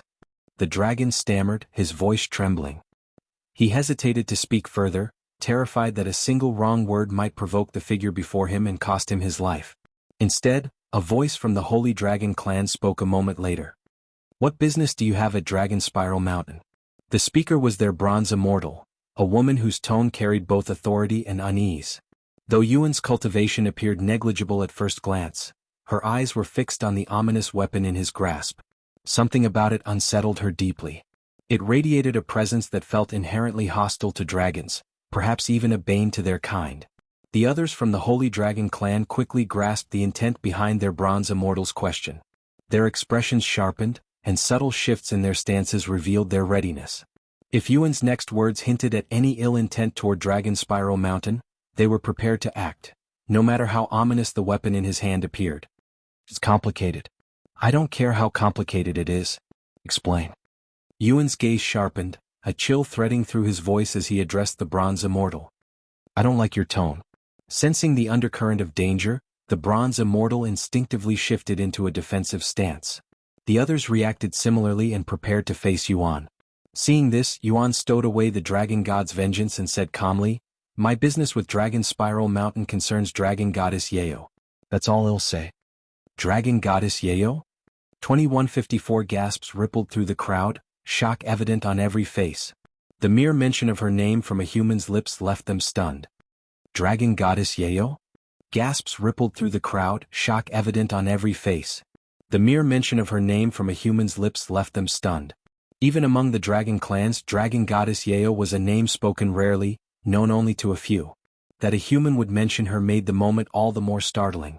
Meanwhile, deep within the Dragon Spiral Mountain, a towering monolith of unknown origin stood in silent majesty. Moments after Yuan took out the dragon god's vengeance, the monolith stirred, releasing a profound aura that swept across the mountain like a silent storm. The sudden pulse of unfathomable power startled every being in its reach, even those at the God Ascension realm. Within moments, many powerful figures appeared before the monolith. What is going on with the ancient monolith? It hasn't reacted like this since Dragon Goddess Yu's disappearance. Is it sensing Dragon Goddess Yu's presence? Has she finally returned to us? Dragon Goddess Yeo has returned. Quickly, notify the Holy Dragon Emperor and the rest of the clan. Unbeknownst to Yuan, had accidentally stirred up a storm within the Dragon Spiral Mountain, sending the Holy Dragon clan into a frenzy.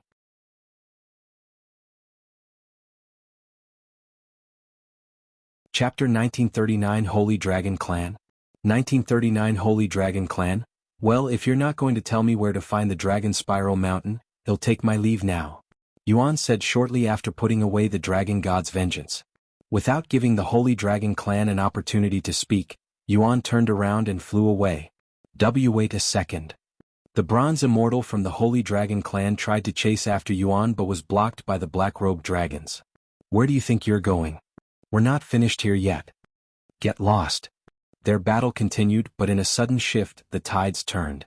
The Holy Dragon clan, who had been on the brink of defeat just moments earlier, now surged with newfound strength, quickly overpowering the black-robed dragons. Realizing they could no longer stand against the Holy Dragon clan, the black-robed dragons retreated. But instead of taking to the skies, they plunged into the sea below, vanishing beneath the waves. We need to return to the Dragon Spiral Mountain and report what happened here to the others, said the Bronze Immortal. Meanwhile, Yuan returned to the Soaring Phoenix and continued to watch them fight from a safe distance. Are you sure you should have just left them like that? Feng Yuxiang asked. She thought he was going to save the Holy Dragon clan. It's fine. I doubt they'd believe anything I say. My purpose was just to reveal my presence to them and make them question my identity, so when I show up at the Dragon Spiral Mountain later, they won't immediately turn me away. I see, But what if they perish at the hands of those black-robed dragons? Yuan then responded in confidence, although they are fighting with each other, none of them are showing real killing intent, so it is unlikely they are going to kill each other. If things get real dangerous, I'll intervene again. In the end, events unfolded just as Yuan had predicted. The clash between the Holy Dragon clan and the Black-Robed Dragons concluded without any true casualties. Shortly after the Holy Dragon clan left, the Soaring Phoenix began moving again, slowly following behind them. At the same time, the rest of the Holy Dragon clan was in an uproar due to the ancient Monolith's sudden activity. Shortly after the ancient Monolith sensed the Dragon God's vengeance, nearly every single big shot and important figure within the Holy Dragon clan appeared at the Monolith to witness the phenomenon for themselves. It's true. The ancient Monolith has awakened. Does this mean that Dragon Goddess Yayo is really back? What should we do now? The Holy Dragon Emperor then spoke. We must prepare for Dragon Goddess Yu's return. Though it remained uncertain whether Dragon Goddess Yayo had truly returned, or when she might appear, the Holy Dragon clan dared not take any chances. They began preparing in earnest for her grand return. It stopped. Moments later, the ancient monolith fell silent once more, its presence returning to stillness. However, that did not change their plans, and the Holy Dragon clan went on to prepare for Dragon Goddess Yu's return regardless. Shortly after, the Holy Dragon clan received news from the group that Yuan had encountered in the Sea of Dragons. What? A human who knows about Dragon Goddess Yayo was looking for the directions to our Dragon Spiral Mountain? The Holy Dragon Emperor almost couldn't believe his ears. Besides those living in the Dragon Spiral Mountain and those who lived near it, knowledge of Dragon Goddess Yayo was almost non-existent. Does this human have something to do with the ancient monolith's activation? He wondered inwardly as he received this news. Where is this human now? He asked the messenger. According to the scouts, he left before they could stop him. What? How could a mere human escape from their grasp? Holy Dragon Emperor questioned out loud with raised eyebrows. They were stopped by those sea bastards, whom they encountered and was fighting before meeting the human. Seriously? The Holy Dragon Emperor rubbed his eyes and continued, how long before they return? They should return in 45 days. As you wish, Your Majesty. Once the messenger left, the Holy Dragon Emperor lifted his head to look at the tall ceiling and mumbled, Are you truly back, Dragon Goddess? 43 days later, the dragons who had encountered Yuan finally returned to the Dragon Spiral Mountain. They were summoned without delay by the Holy Dragon Emperor, who demanded they recount every detail of their encounter. Their encounter with that human coincides almost perfectly with the activation of the ancient monolith. And a spear of such unfathomable power, is it? The Holy Dragon Emperor mused silently, his thoughts deep and unreadable. Your Majesty, what should we do about them? They're becoming more brazen by the day, asked the Bronze Immortal, who was still unaware of the ancient monolith's activation. The Azure Dragon clan, huh?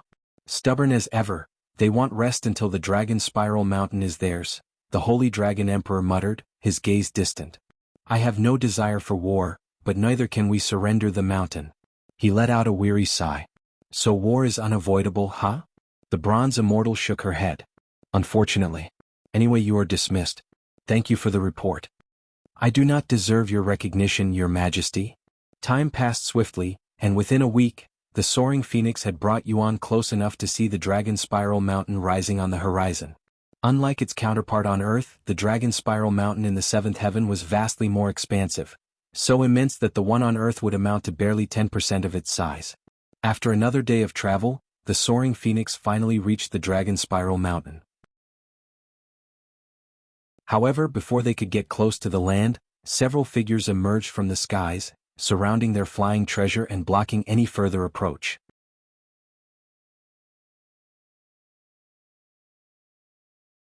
Chapter 1940 A Real Dragon Emperor. 1940 A Real Dragon Emperor, identify yourselves. A group of golden-robed dragons surrounded the Soaring Phoenix. My name is Xiao Yang and this is my traveling companion, Shi Meili. What purpose do you have at our Dragon Spiral Mountain? That doesn't concern you, Yuan calmly said. Doesn't concern us. We, the Holy Dragon Clan, are the rightful owners of the Dragon Spiral Mountain. Everything related to the mountain is of our concern. If you're looking to cause trouble here, get lost before we forcefully remove you. Hearing their threats, Yuan laughed out loud. I heard the Holy Dragon Clan are Dragon Goddess Yu's loyal followers. What if I told you that I am Dragon Goddess Yu's envoy? Will you still tell me to leave then? What? Dragon Goddess Yu's envoy? A wave of shock swept through the crowd, but it quickly faded, replaced by rising anger as though Yuan's words had been a deliberate insult to them.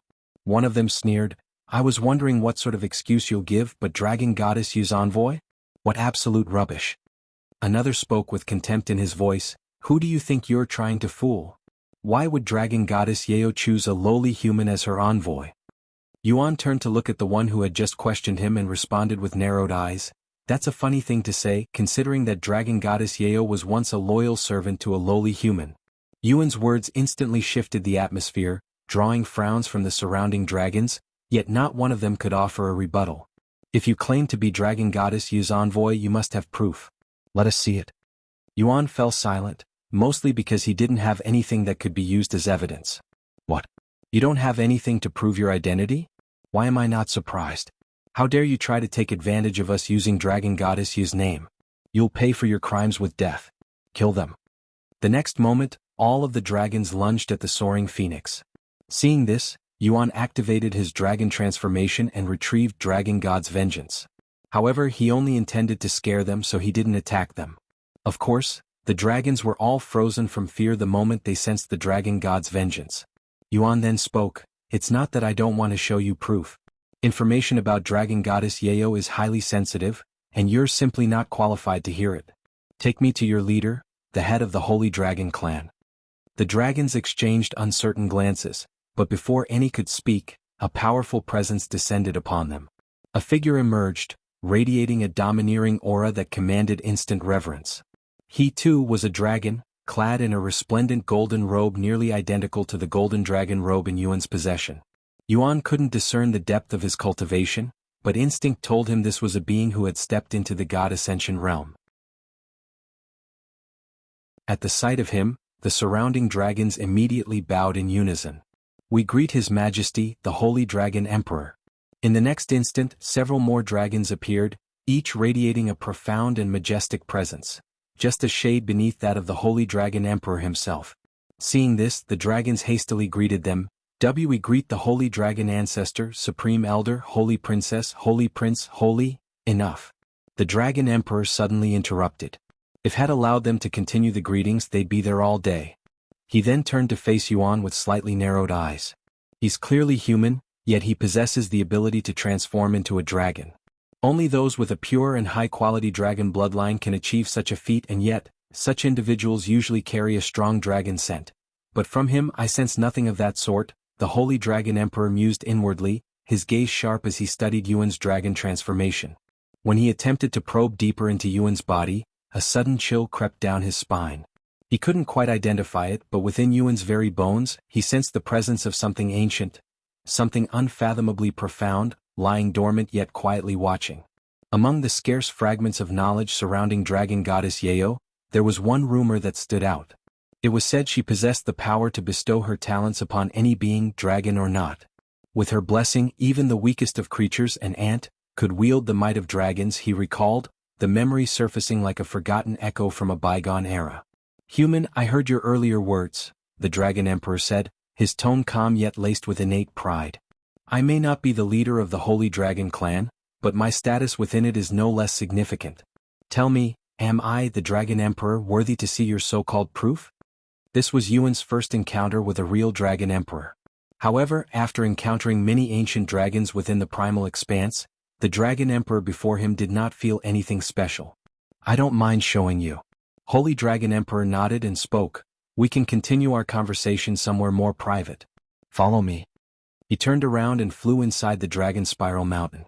Seeing this, Feng Yuxiang, who was still inside Yuan's Dantian, continued the soaring phoenix to follow the Holy Dragon Emperor. Soon they entered the Dragon Spiral Mountain. Although the other dragons didn't like the idea of letting someone as suspicious as Yuan enter their sacred territory, none of them could defy the Dragon Emperor's decision. Once the soaring phoenix entered the Dragon Spiral Mountain, the other powerhouses followed behind to ensure Yuan wouldn't try anything funny. Though their cultivations far surpassed Yuan's and they could probably kill him with a sneeze, an unshakable unease settled over them in the presence of the Dragon God's vengeance. Meanwhile, the moment Yuan entered the Dragon Spiral Mountain, he could feel something stirring within him. This feeling? The 9 dragon symbols? Is it reacting to something within the dragon spiral mountain? He wondered inwardly.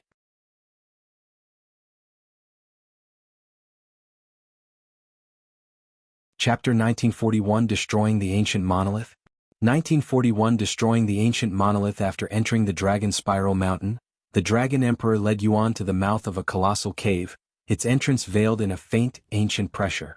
As they approached, the 9 dragon symbols within Yuan stirred restlessly, trembling with excitement. Whatever it was resonating with was inside the cave. "This is the first time an outsider has visited this place," said Holy Dragon Emperor as they reached the entrance. "It's an honor," Yuan smiled. "However, if you fail to prove your identity, you won't be able to leave this place alive. Let's go." The Dragon Emperor entered the cave, and Yuan calmly followed him.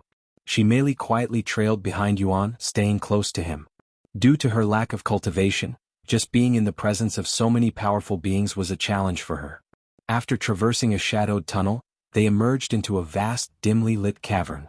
At its center stood a towering monolith, ancient and imposing, its presence dominating the chamber in solemn silence. That monolith must be the cause for the 9 dragon symbols' unrest. Yuan narrowed his gaze at the ancient monolith. The Dragon Emperor came to a halt about a dozen meters from the monolith, then turned to face Yuan. "Only those who hold the highest status within the Holy Dragon clan are permitted to enter this place," he said calmly. "So rest assured, everyone present is just as qualified as I am to witness your proof." Yuan turned around to look at the others who followed them to the monolith and nodded, "I don't mind." "Then whenever you are ready." The Dragon Emperor and the others fell into a heavy silence, their gazes fixed on Yuan as they patiently awaited the proof of his claim as the envoy of Dragon Goddess Yao. "Since it has come to this point, let's just try summoning her." Yuan retrieved the Dragon God's vengeance again, unaware of the Holy Dragon clan's true intentions. They alone knew of the ancient monolith's ability to sense the presence of Dragon Goddess Yao. And with Yuan's arrival coinciding perfectly with its recent awakening, they had a strong suspicion that he was the cause. They only needed to confirm their suspicions with their own eyes. However, when Yuan retrieved the Dragon God's vengeance, the ancient monolith remained silent. This caused the Dragon Emperor and the others to raise their eyebrows. He's not the cause for the ancient monolith's awakening? If not him, then who was responsible? The Dragon Emperor let out a quiet sigh, his voice laced with disappointment as he spoke. "He's not the one. Kill him." "What?" Yuan's eyes widened in shock at the sudden decree. He hadn't even had the chance to call upon Dragon Goddess Yao. "I'll handle him," said a girl with the appearance of a refined young lady. In the next moment, her aura flared, powerful and sharp, revealing her cultivation at the Silver Immortal realm. "You dare exploit the name of Dragon Goddess Yao? You wretched human, you'll pay for your insolence." With a flash of movement, she lunged at Yuan, her body partially transformed. Her right arm morphed into a massive white-scaled limb that gleamed with draconic power as it tore through the air toward him. Yuan did not dare to underestimate her and immediately activated Dragon Transformation. The moment Yuan transformed, the ancient monolith behind the Dragon Emperor began trembling. However, nobody there noticed it since they were fully absorbed with Yuan's transformation. "Get behind me!" Yuan shouted, stepping forward to shield Shimeli as his gaze locked onto the charging young lady. A heartbeat later, their clash erupted. The sheer force of their collision sent shockwaves through the cavern, causing the very walls to tremble beneath the pressure. Though Yuan managed to block the attack, the impact sent him hurtling through the air, and he was thrown directly toward the ancient monolith, crashing into its surface a moment later with a resounding thud. "Yuan!" Shimeli exclaimed. "I'm fine," Yuan muttered as he rose to his feet. Though he hadn't suffered any injuries, the situation was far from ideal. No matter how talented he was, there was no way for him to defeat so many experts at once. Even if he could escape with his life intact, there was still Shimeli who was his biggest concern. However, just as Yuan braced for the young lattice's next strike, he paused. Something was wrong. She, along with the other dragons, stood frozen, their eyes locked onto him, wide with disbelief as if they were witnessing the impossible. It was then that Yuan noticed a subtle vibration behind him. The ancient monolith was trembling beneath his touch. Why is the ancient monolith reacting now? Is Dragon Goddess Yao nearby? The Dragon Emperor immediately spread his divine sense as far as possible, covering the entire Dragon Spiral Mountain and much more. However, he was unable to sense Dragon Goddess Yeo. As the Dragon Emperor and the others anxiously scanned the area for any sign of Dragon Goddess Yeo, a sudden flash of movement drew their eyes back to Yuan. The Dragon God's vengeance slipped free from his grasp, rising into the air to hover before him, gleaming with an eerie light. Yeo? Yuan murmured, confused. The spear slowly tilted, its tip turning not toward the crowd but toward Yuan, or more precisely the ancient monolith behind him. Whoosh! In the blink of an eye, the Dragon God's vengeance surged forward without hesitation, transforming into a streak of light. Before anyone could react, it pierced the ancient monolith and rooted itself within, a structure long believed by the Holy Dragon clan to be utterly indestructible. Why you destroyed the ancient monolith? Are you insane? The Dragon Emperor roared in anger after snapping out of his daze. Even if Yuan were Dragon Goddess Yu's envoy, he wouldn't be spared for such blasphemy. But in the very next moment, the Dragon God's vengeance released a wave of profound aura, deep and ancient. From within its radiant glow, a figure slowly began to emerge, cloaked in divine presence. Once she fully materialized, she was revealed to be a woman of breathtaking beauty.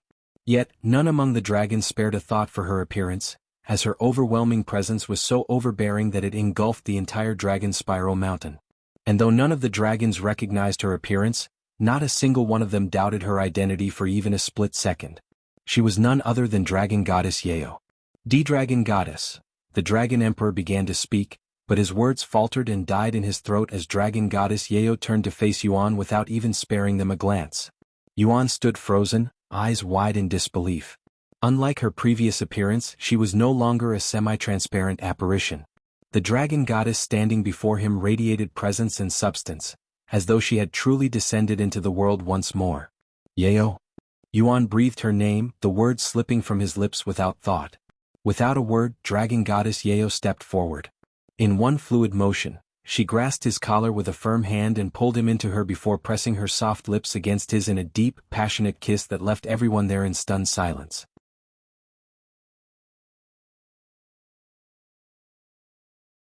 Chapter 1942 4 Pieces? 1942 4 Pieces. What does this vixen think she's doing to my young master? Feng Yuxiang exclaimed, her voice filled with envy as she watched this unfold from Yuan's dantian.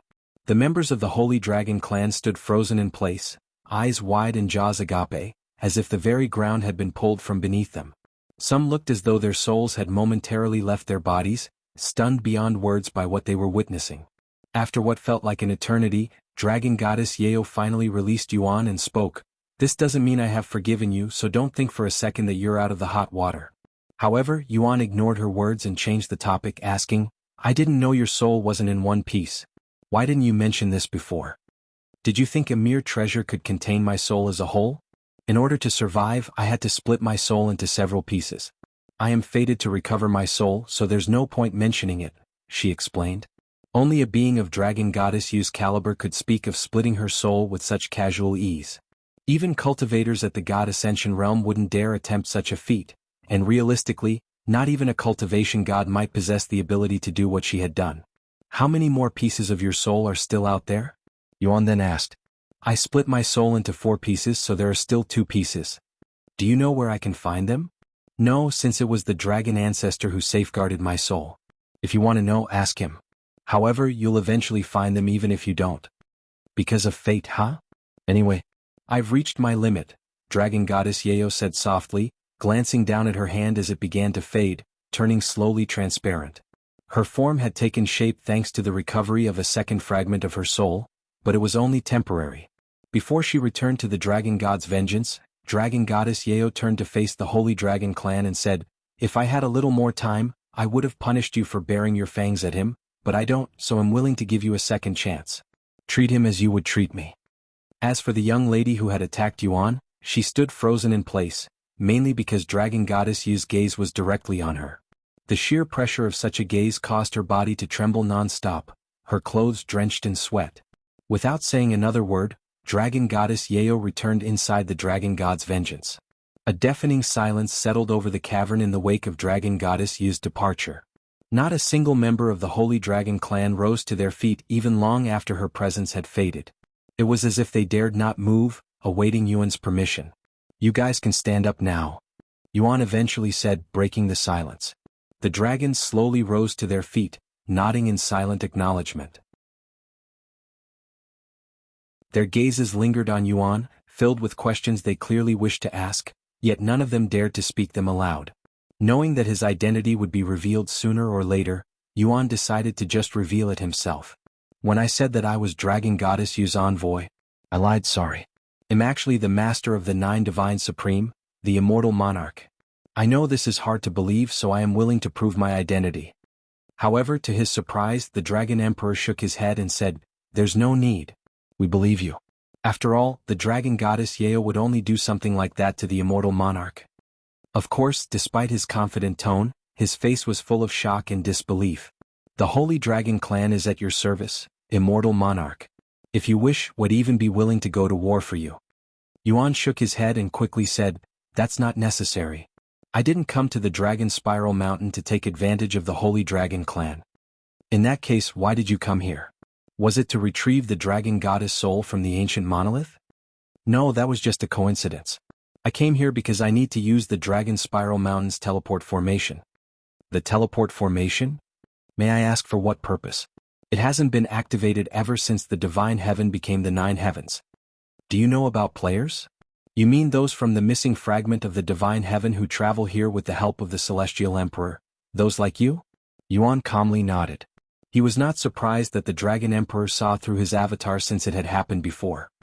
"My real body is currently in the other world, but due to special circumstances, I am unable to return to it. In other words, I am stuck here as a soul avatar, and in order to return to my body, I will need to activate the Dragon Spiral Mountain's teleport formation and connect this world to my world, where the other Dragon Spiral Mountain exists." The Dragon Emperor nodded his head as he digested the information. "I understand the situation. Unfortunately, we have a slight issue. The key to activating the formation is currently in the Azure Dragon Clan's possession." "Azure Dragon Clan?" Yuan raised his eyebrows. He recalled the dragons in black and blue robes from before. "Yes, they're the Dragon Clan that commands the Sea of Dragons, and they've been trying to acquire the Dragon Spiral Mountain for centuries now. We lost the key to them several decades ago after losing to them in a certain battle." "Why are they trying to acquire this place?" Yuan asked out of curiosity. "They never say it out loud and refute anything we say, but it's clear that they want the Dragon Spiral Mountain to appease the Great One," explained the Dragon Emperor. "Appeasing the Great One?" Yuan repeated in a mumble. "If you find any errors, ads pop up, ads redirect, broken links, non-standard content, etc."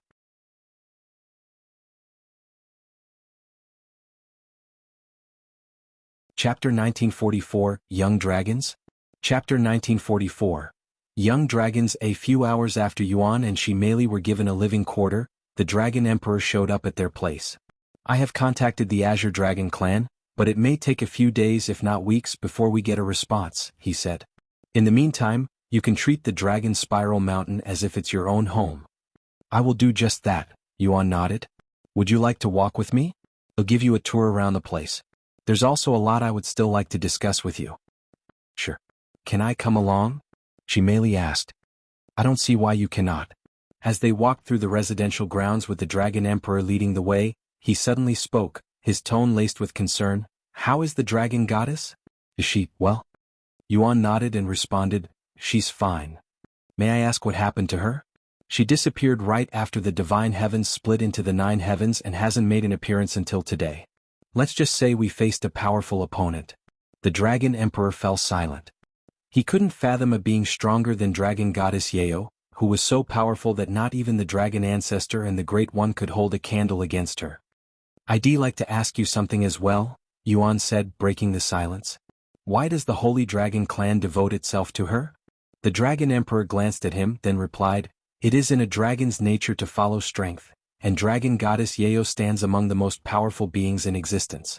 For many, that alone would be reason enough to revere her. But for us, there is another reason we worship her. Back then, the Holy Dragon Clan was of no great lineage, just an ordinary bloodline struggling to survive.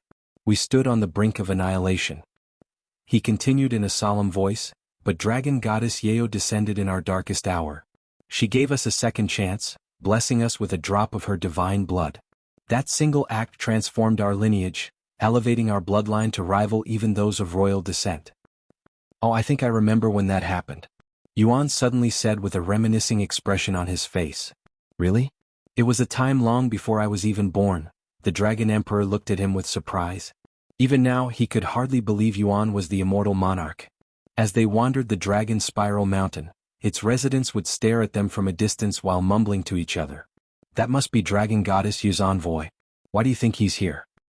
I'm more interested in why Dragon Goddess Yao chose a human to be her envoy. It's not that surprising if you consider that she used to follow a human around. You mean the immortal monarch? People claim he's human, but I do not believe it for a second. He was definitely a dragon disguising himself as a human, and you cannot convince me otherwise. The Dragon Spiral Mountain in the Nine Heavens closely resembled its counterpart on Earth, a towering peak with a spiraling path winding around its body. However, it was vastly larger in scale, both in height and breadth, soaring several times higher and far more expansive. Its colossal size was no coincidence. It was a deliberate tribute to Dragon Goddess Yu's overwhelming power. The mountain had been purposefully shaped to surpass the others, a testament to her unmatched divinity. The foot of the mountain was filled with stores, restaurants, and all the amenities one would expect from a thriving city. A little higher up the mountain lay the residential area, sprawling across most of its vast expanse and housing the majority of its inhabitants. The praying area and training grounds were situated above the residential area, and beyond that point, only those with significant status within the clan were permitted to ascend any higher. How many individuals does the Holy Dragon clan hold? Yuan asked as they arrived at the training grounds, where many young dragons could be seen sparring with each other while supervised by immortal experts. We have around 20,000 dragons within the Holy Dragon clan. It may seem like a lot, but we're actually one of the smallest dragon clans in the Nine Heavens. The Azure Dragon clan, for example, has over 100,000 members within its clan. Moreover, only about 50 of us actually have the Holy Dragon bloodline. The young dragons at the training grounds quickly noticed the Dragon Emperor and bowed to him with respect. A few of them approached him and asked, "Your Majesty, who is this person? He also has a unique scent on him that I don't recognize," one of the young dragons asked as he looked at Yuan with curiosity. The Dragon Emperor smiled and declared, "This individual is a human, and the envoy of Dragon Goddess Yao." Dragon Goddess Yu's envoy? The young dragons stiffened in shock, and the realization hit them like thunder. Without hesitation they bowed deeply to Yuan. "We greet the envoy of Dragon Goddess Yao." Though they didn't fully understand what the title entailed, the mere presence of her name within it was enough. That alone made it sacred. Yuan gave a casual wave of his hand and said, "No need for formalities. Just treat me like a friend." "Then, what exactly is an envoy?" one of the young dragons suddenly asked, curiosity gleaming in their eyes. "It's like a messenger or representative," Yuan replied with a faint smile. "In this case, I'm a messenger for Dragon Goddess Yao." "Wow.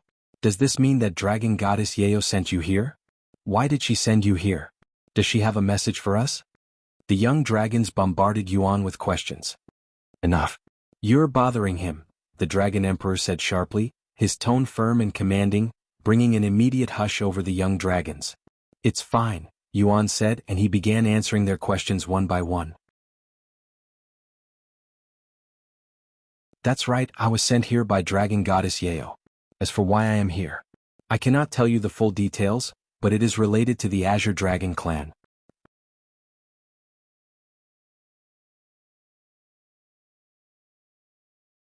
Chapter 1945, Young Dragons 2.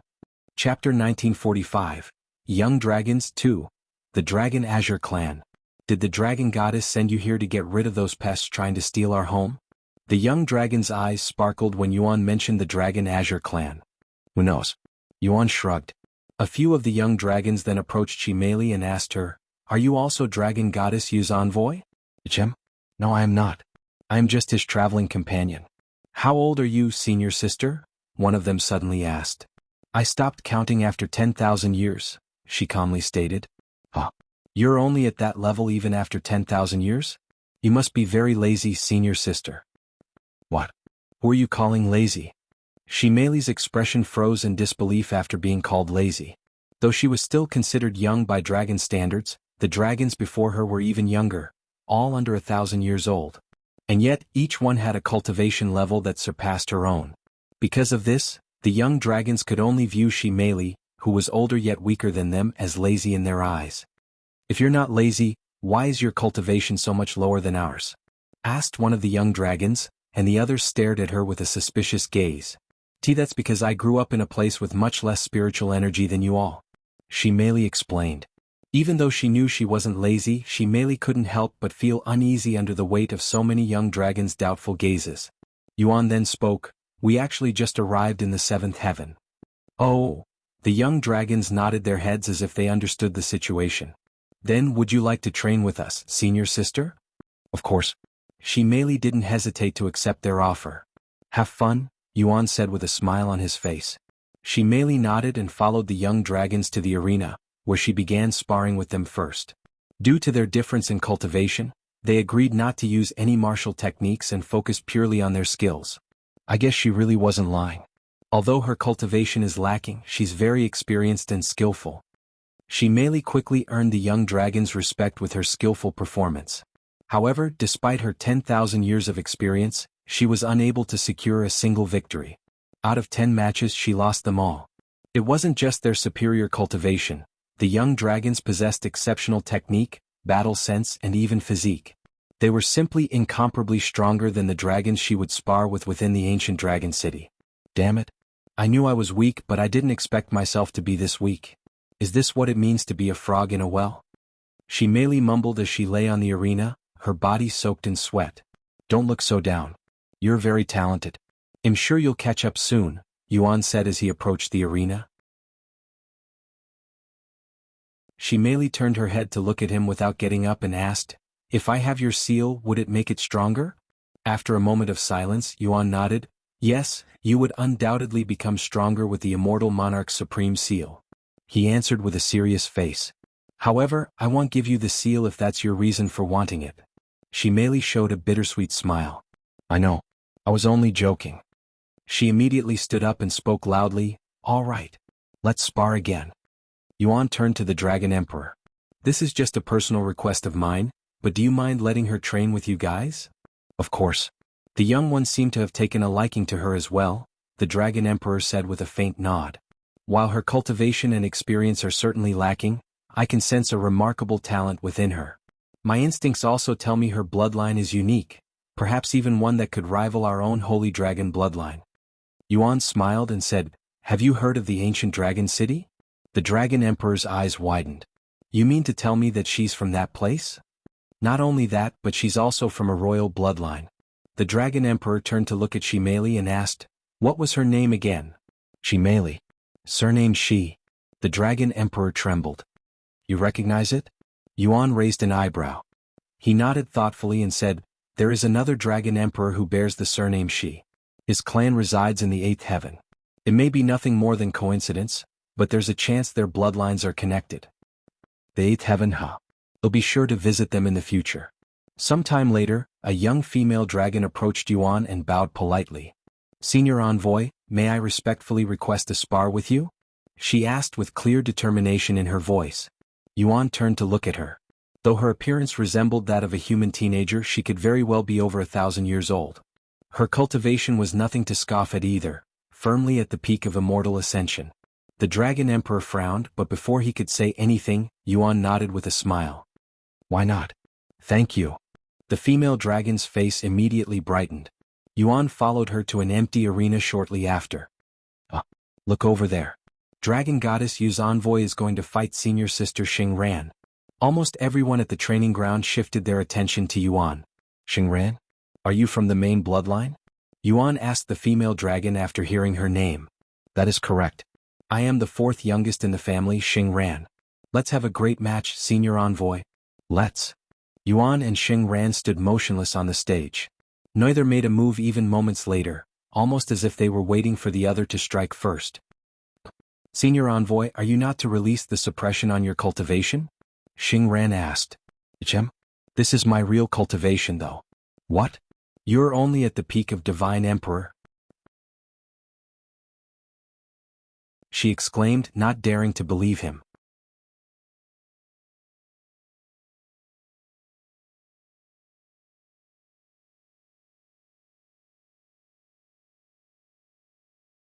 There's nothing to apologize for. I was even expecting it to take a few days. The young dragons enjoyed it. That's all that matters. Yuan looked at him and smiled.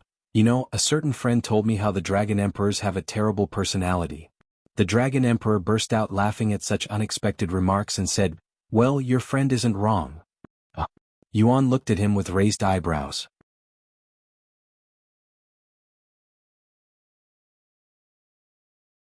Chapter 1947, 7 Dragon Emperors. Chapter 1947, 7 Dragon Emperors. Don't look at me like that. I'm not talking about myself. The Dragon Emperor shook his head with a weak smile on his face. Since you've only recently arrived in the 7th heaven, you probably haven't heard of any rumors on the Dragon Emperors since they rarely get passed down to the lower heavens. There are only 7 Dragon Emperors across the entire 9 heavens, including myself, the Dragon Emperor said solemnly. Yet most of them are steeped in controversy. Take the Blood Dragon Emperor, for example. He is infamous for his uncontrollable bloodlust, going on murderous rampages every few years. Entire cities and bloodlines have been reduced to ruins beneath his wrath. Another example is the Poison Dragon Emperor, the Dragon Emperor continued. A master of venom and toxins, he shows no regard for anything around him when he unleashes his power. Every battlefield he touches is left tainted for centuries, poisoning the land, the waters, and all life nearby. Many innocent beings have perished because of his recklessness. Why do they behave like that? Hell, how did they even become Dragon Emperors? Yuan asked. How much do you know about Dragon Emperors? How they are chosen, for example? Yuan shook his head and said, I admit that I don't know much about Dragon Emperors since they weren't really a thing during the Immortal Monarch's era. I see. Then allow me to explain this system to you. There are 2 main requirements to becoming a Dragon Emperor, the Dragon Emperor explained. First, you must be born into one of the 10 recognized royal bloodlines. Second, even if you possess a royal bloodline, it must reach a certain threshold of purity.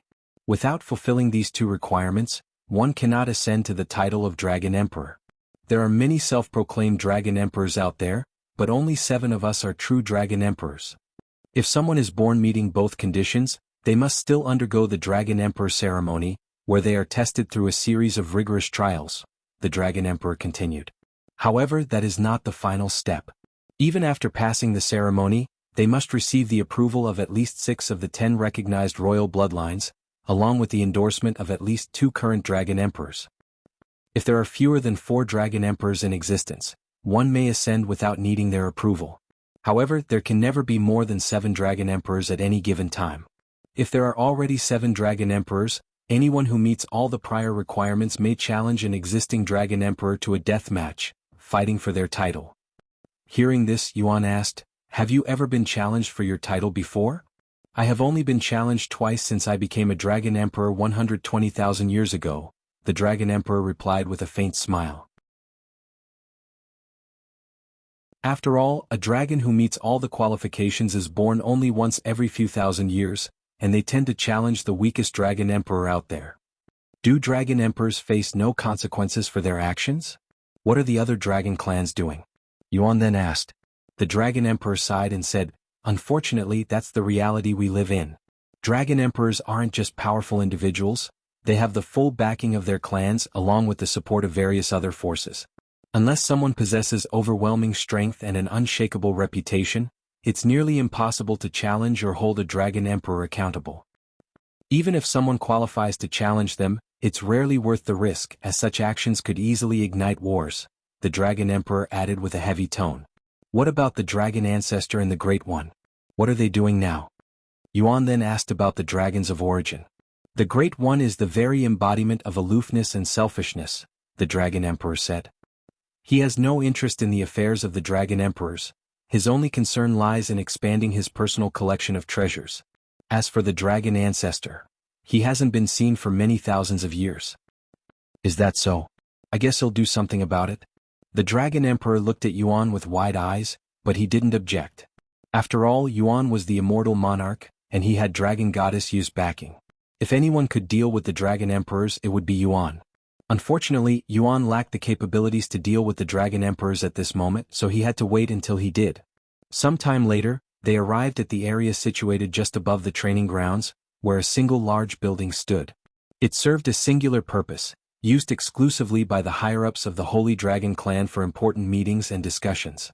Since there was nothing of importance inside, they simply walked past the building and continued their ascent toward the mountain's peak. Eventually they arrived at the summit, where an elevated circular platform stood, resembling a grand stage. In front of it stood a stone tablet, distinguished by a uniquely shaped hole carved through its center. Is this? The Dragon Emperor nodded and confirmed Yuan's suspicions. Yes, this is the teleportation device. Although it's capable of extremely long-distance teleportation, it's limited to the other Dragon Spiral Mountain. But alas, the key used to operate it is currently in the Azure Dragon clan's possession. Speaking of the Azure Dragon clan, could you tell me more about them? Yuan asked. I'd like to better understand their situation before I confront them. The Dragon Emperor nodded and replied, of course. The Azure Dragon clan once lived peacefully, hidden away in the Sea of Dragons. For countless years they remained secluded, causing no conflict. However, for reasons unknown, they began making aggressive moves toward our Dragon Spiral Mountain a few thousand years ago, trying to appease the Great One. We tried asking for an explanation, but they refused to reveal anything. It's likely the Great One has something to do with it, but it's not like we can confront him. The Great One has a short temper and is easily offended after all.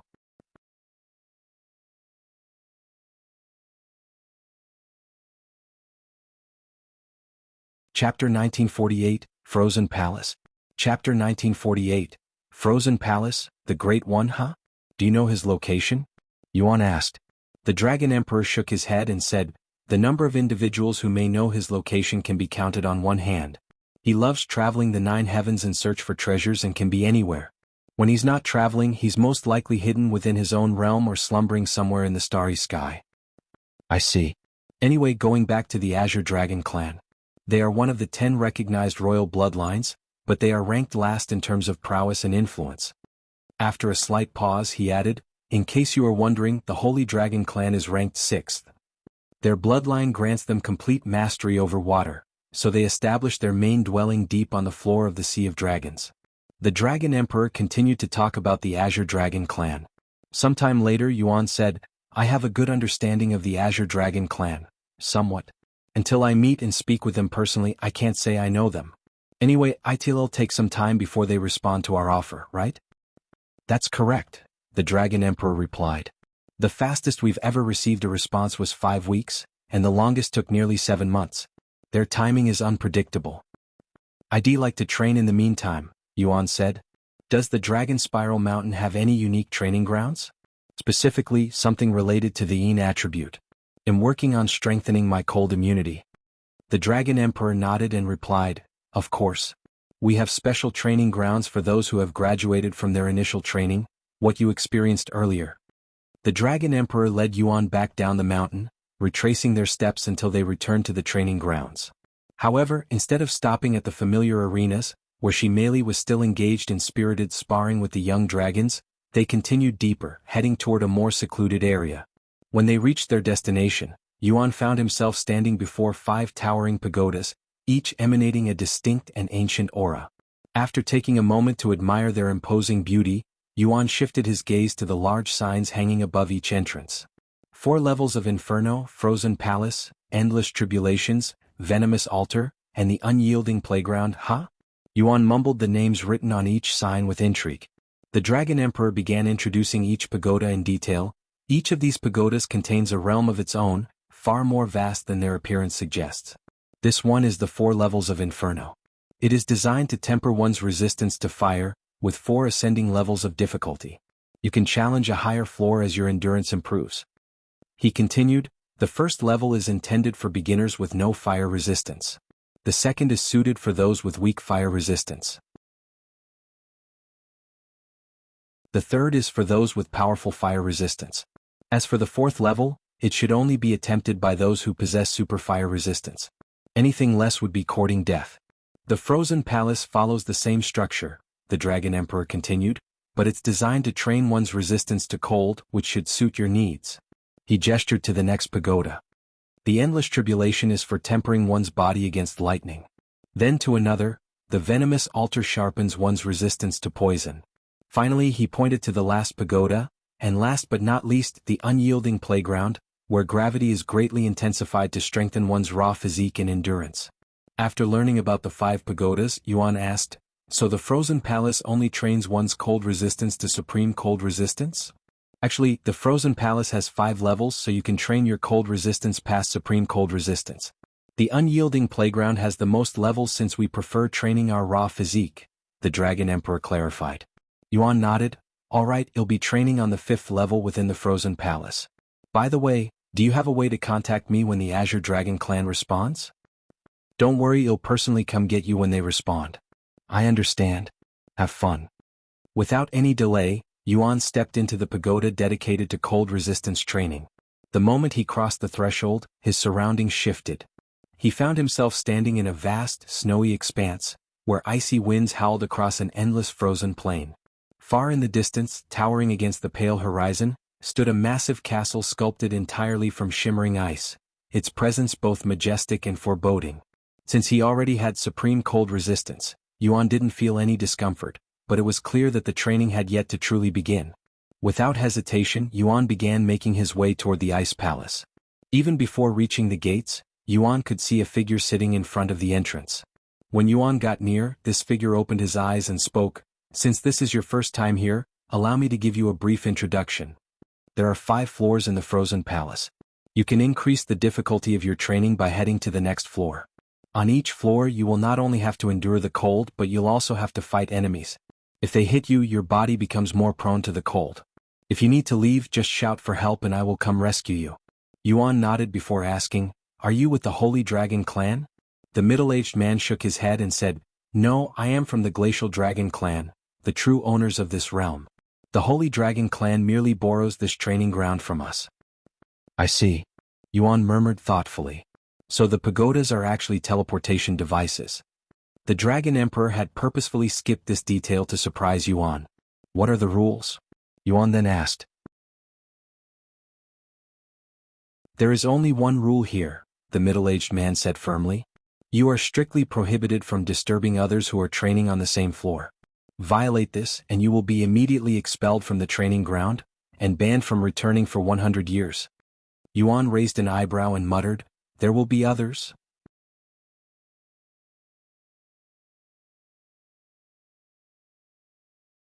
Chapter 1949, Frozen Palace, 2. Chapter 1949, Frozen Palace, 2. "Of course there will be others. This is a public training ground after all," said the middle-aged man. "That said, the majority of these individuals are from the dragon clans, so you won't be seeing many humans." "I see. Understandable.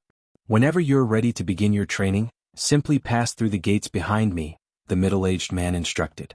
Yuan nodded and, without hesitation, stepped through the gates, arriving at the first floor of the training area. The moment he crossed over, the temperature plummeted far lower than it had been outside, as if he had stepped into the heart of a frozen world. Of course, since this floor was meant for beginners, it didn't affect Yuan, who had reached supreme cold resistance. Without lingering, Yuan made his way straight toward the staircase leading to the 2nd floor. As he walked, he couldn't help but notice just how vast the floor truly was. The space seemed endless. Aside from the entrance wall behind him, the castle's outer walls were nowhere in sight, swallowed by the seemingly infinite expanse of snow and ice. Moreover, at a glance, there appeared to be several thousand individuals scattered across the vast expanse, each focused intently on their training. As the middle-aged man had mentioned, the overwhelming majority of them were dragons, and those who didn't belong to the dragon clans were mostly from other beast races. Suddenly, Yuan sensed a surge of killing intent hurtling toward him. Turning swiftly to face the threat, he spotted a knight clad in icy armor, its entire form sculpted from frost. The knight charged at him with relentless momentum, its sword raised high, gleaming coldly under the pale light. Without even bothering to draw his weapon, Yuan casually sidestepped the knight's sword and swung his fist. The moment his strike connected with the icy armor, the knight's entire body shattered into countless glittering fragments, scattering like snow in the air. After destroying the knight, Yuan noticed his cold resistance and spiritual energy increasing slightly. So they're not just an annoyance, huh? Eventually, Yuan reached the staircase leading to the next floor, only to find that it was actually a teleportation device designed to transport him directly upward. Upon arriving on the 2nd floor, he immediately noticed the change. The number of individuals training had thinned considerably, with only a few hundred scattered across the vast frozen landscape. Moreover, the cultivators on the second floor were far stronger than those on the first. While the first floor was filled with individuals still in the spirit realm, the ones here had already stepped into the divine realm and beyond. Once again, Yuan immediately made his way to the next teleportation device. Sometime later, Yuan arrived on the third floor, where the number of individuals training had been cut in half.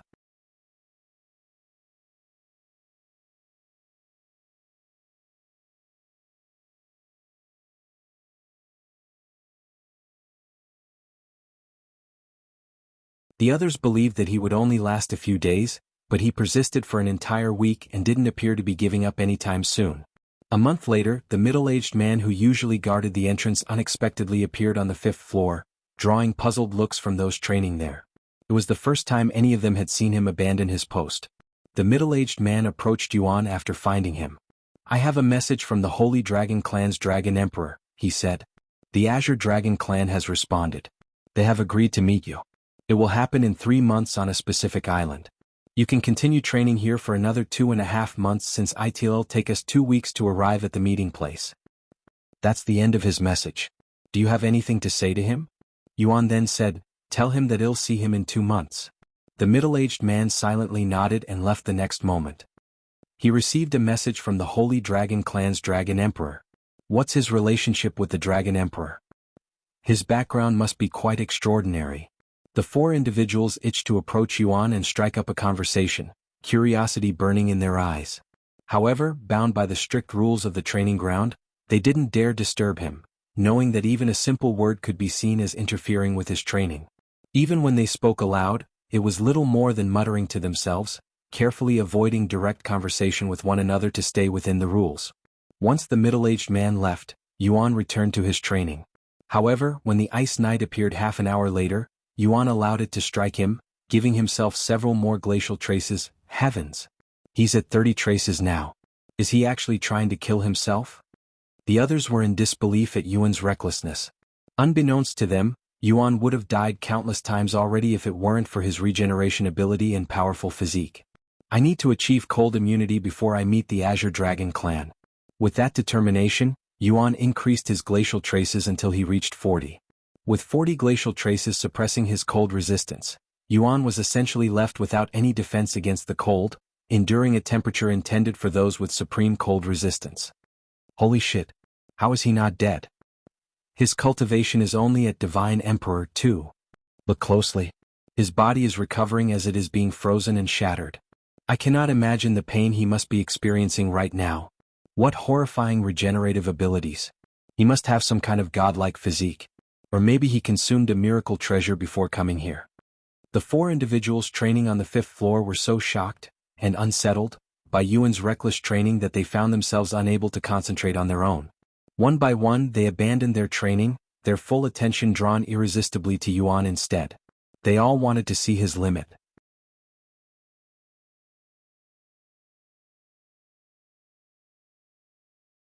Chapter 1951, Cold Immunity. Chapter 1951.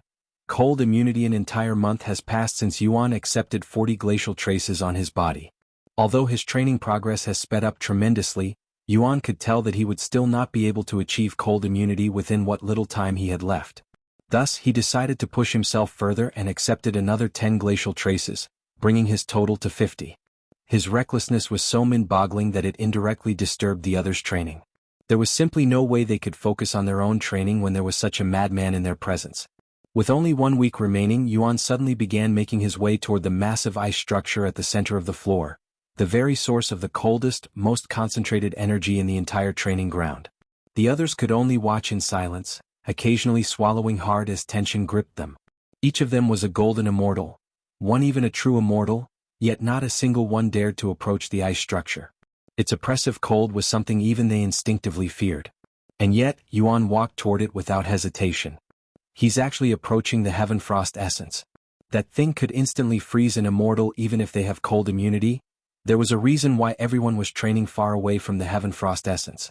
Yuan's cold resistance was improving at a tremendous rate, but his body was also experiencing unspeakable pain. His skin, blood, and even his bones were constantly freezing and shattering with every passing second. A few days later, A unique aura enveloped Yuan's figure the moment he achieved cold immunity. Ichi's actually achieved cold immunity. As Yuan had anticipated, his harmonious heaven-refining immortal physique began to merge with his cold immunity. However, unlike his time in the primal expanse, the training ground here, despite its intensity, was ultimately too weak to yield any significant progress. Yuan turned his gaze toward the towering ice structure in front of him, the thought of taking a few bites out of it briefly crossing his mind as a way to accelerate his progress. But after a moment of consideration he shook the idea away. This training ground didn't belong to him, nor even to the Holy Dragon clan. Claiming something so central to its design would be crossing a line he wasn't willing to step over. Looks like I will have to visit White Hell to complete its fusion, he sighed inwardly. Since had achieved his goals, Yuan decided to end his training there and began walking toward the teleportation device. Excuse me, are you done with your training? One of the four immortals suddenly called out to Yuan. If had finished his training, it wouldn't be against the rules to disturb him. Yuan halted his steps and turned to face the four immortals. Yes, I am done here. May I ask for your name? Imbing Xian from the Glacial Dragon clan. Yuan pondered for a moment whether he should use his real identity or a fake one. In the end he spoke with a calm smile. My name is Yuan, and I'd like to thank the Glacial Dragon clan for sharing this training ground. Bing Xian didn't know what else to say and could only watch as Yuan entered the teleportation device and disappeared from the 5th floor. Sometime later Yuan left the ice palace. Noticing his presence, the middle-aged man could only shake his head and mumble, "You're a monster." Thank you. By the way, how do I leave this place? There is only one teleportation device. It'll take you back to the place you came from. All right. Sometime later Yuan returned to the Dragon Spiral Mountain. The Holy Dragon Emperor was waiting for him in front of the pagoda when he returned and said, "How was your training? I have achieved one of my goals, but I am still far from reaching my final goal. Anyway, when will we head out to meet the Azure Dragon clan? We can immediately leave. Let's do it." Very well. The Dragon Emperor suddenly took a deep breath before speaking in a loud voice that rippled throughout the Dragon Spiral Mountain. We're leaving immediately. A few moments later, a massive flying treasure in the shape of a boat appeared in the sky. The Holy Dragon clan had been preparing for their departure the moment they received the Azure Dragon clan's response and was only waiting for Yuan's return. Without any delay, Yuan and the Dragon Emperor flew onto the flying treasure, where Shimeli and other Holy Dragon clan members were waiting. Moreover, there was a small group of elite warriors, looking like they were prepared to go to war. Welcome back, Yuan. Shimeli approached him with a smile on her face. Yuan smiled back and said, "Looks like you've been working hard these past few months." Shimeli's cultivation had not only soared to the peak of Divine Grandmaster, but her aura was also much sharper than before. The Holy Dragon clan was generous enough to provide me with a personal instructor, and I have been training pretty much every day since then, she revealed. I heard you've been training inside the Frozen Palace. I plan on training at the Unyielding Playground once we return. Senior, are we allowed to leave now? Asked the owner of the flying treasure. Yuan nodded. Yes, we can leave now. Soon the flying treasure began moving, flying with immense speed. We're headed to the Dragon Assembly Hall. It's a building built on an unnamed island specifically for meetings between the Holy Dragon clan and the Azure Dragon clan, the Dragon Emperor explained as they traveled.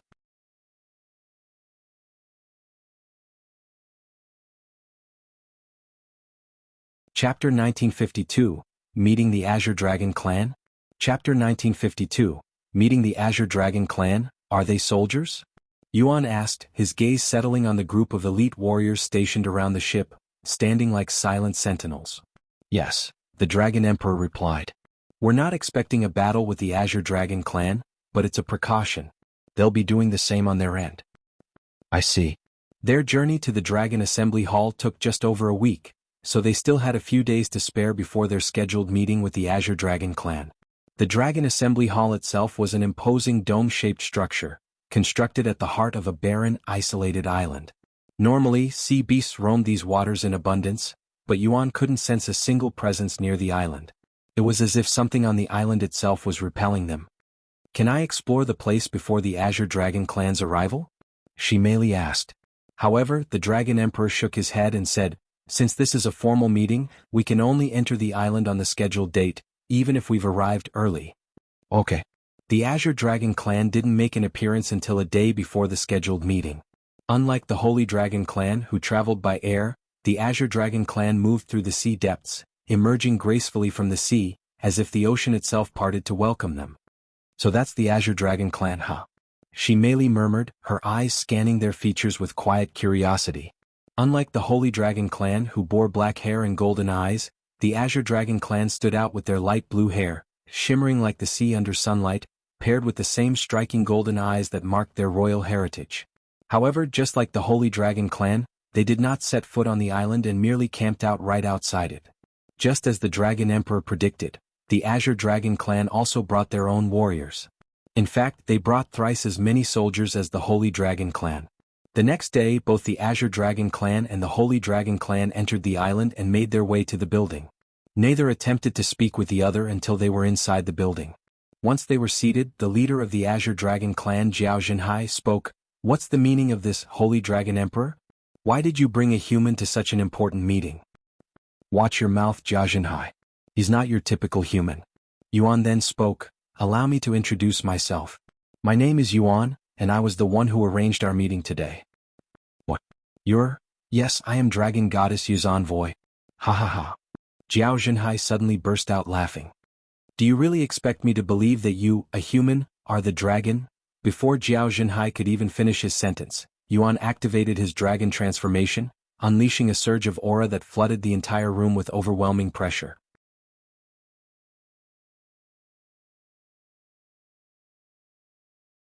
Even if I do need something from the Great One, it's not something you can provide. Yuan smiled and said, You're right. I may not be able to provide it, but Dragon Goddess Yeo might. What? Jiao Zhenhai's expression stiffened.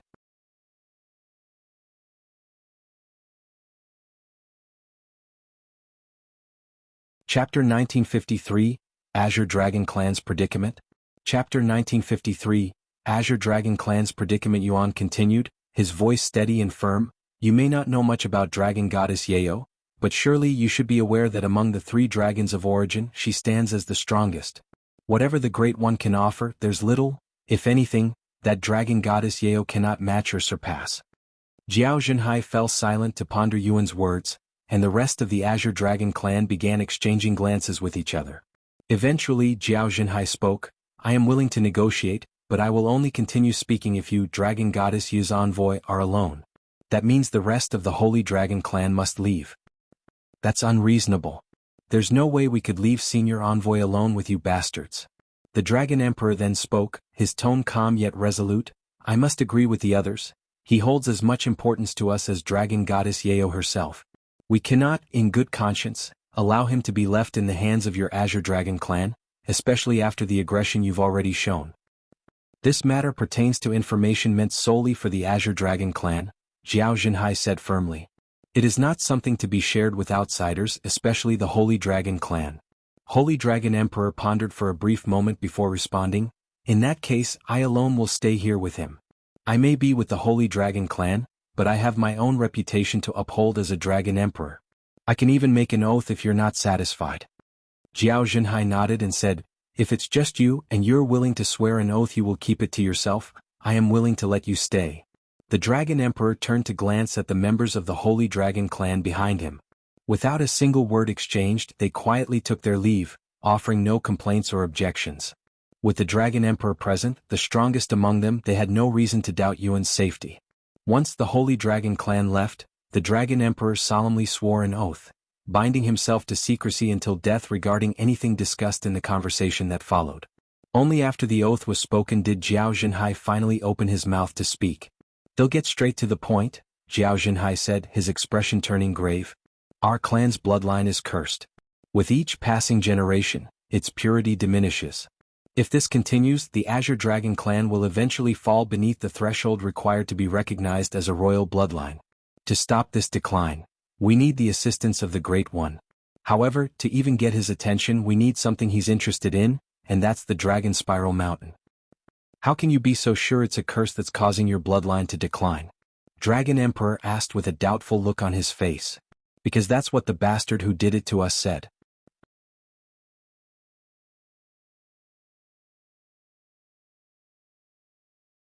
He refused to believe it was all just a misunderstanding. There had to be more behind the slow collapse of his lineage. Yuan shrugged and said, I have no way of knowing that unless I take a closer look for myself. How about I come to your place and investigate it further?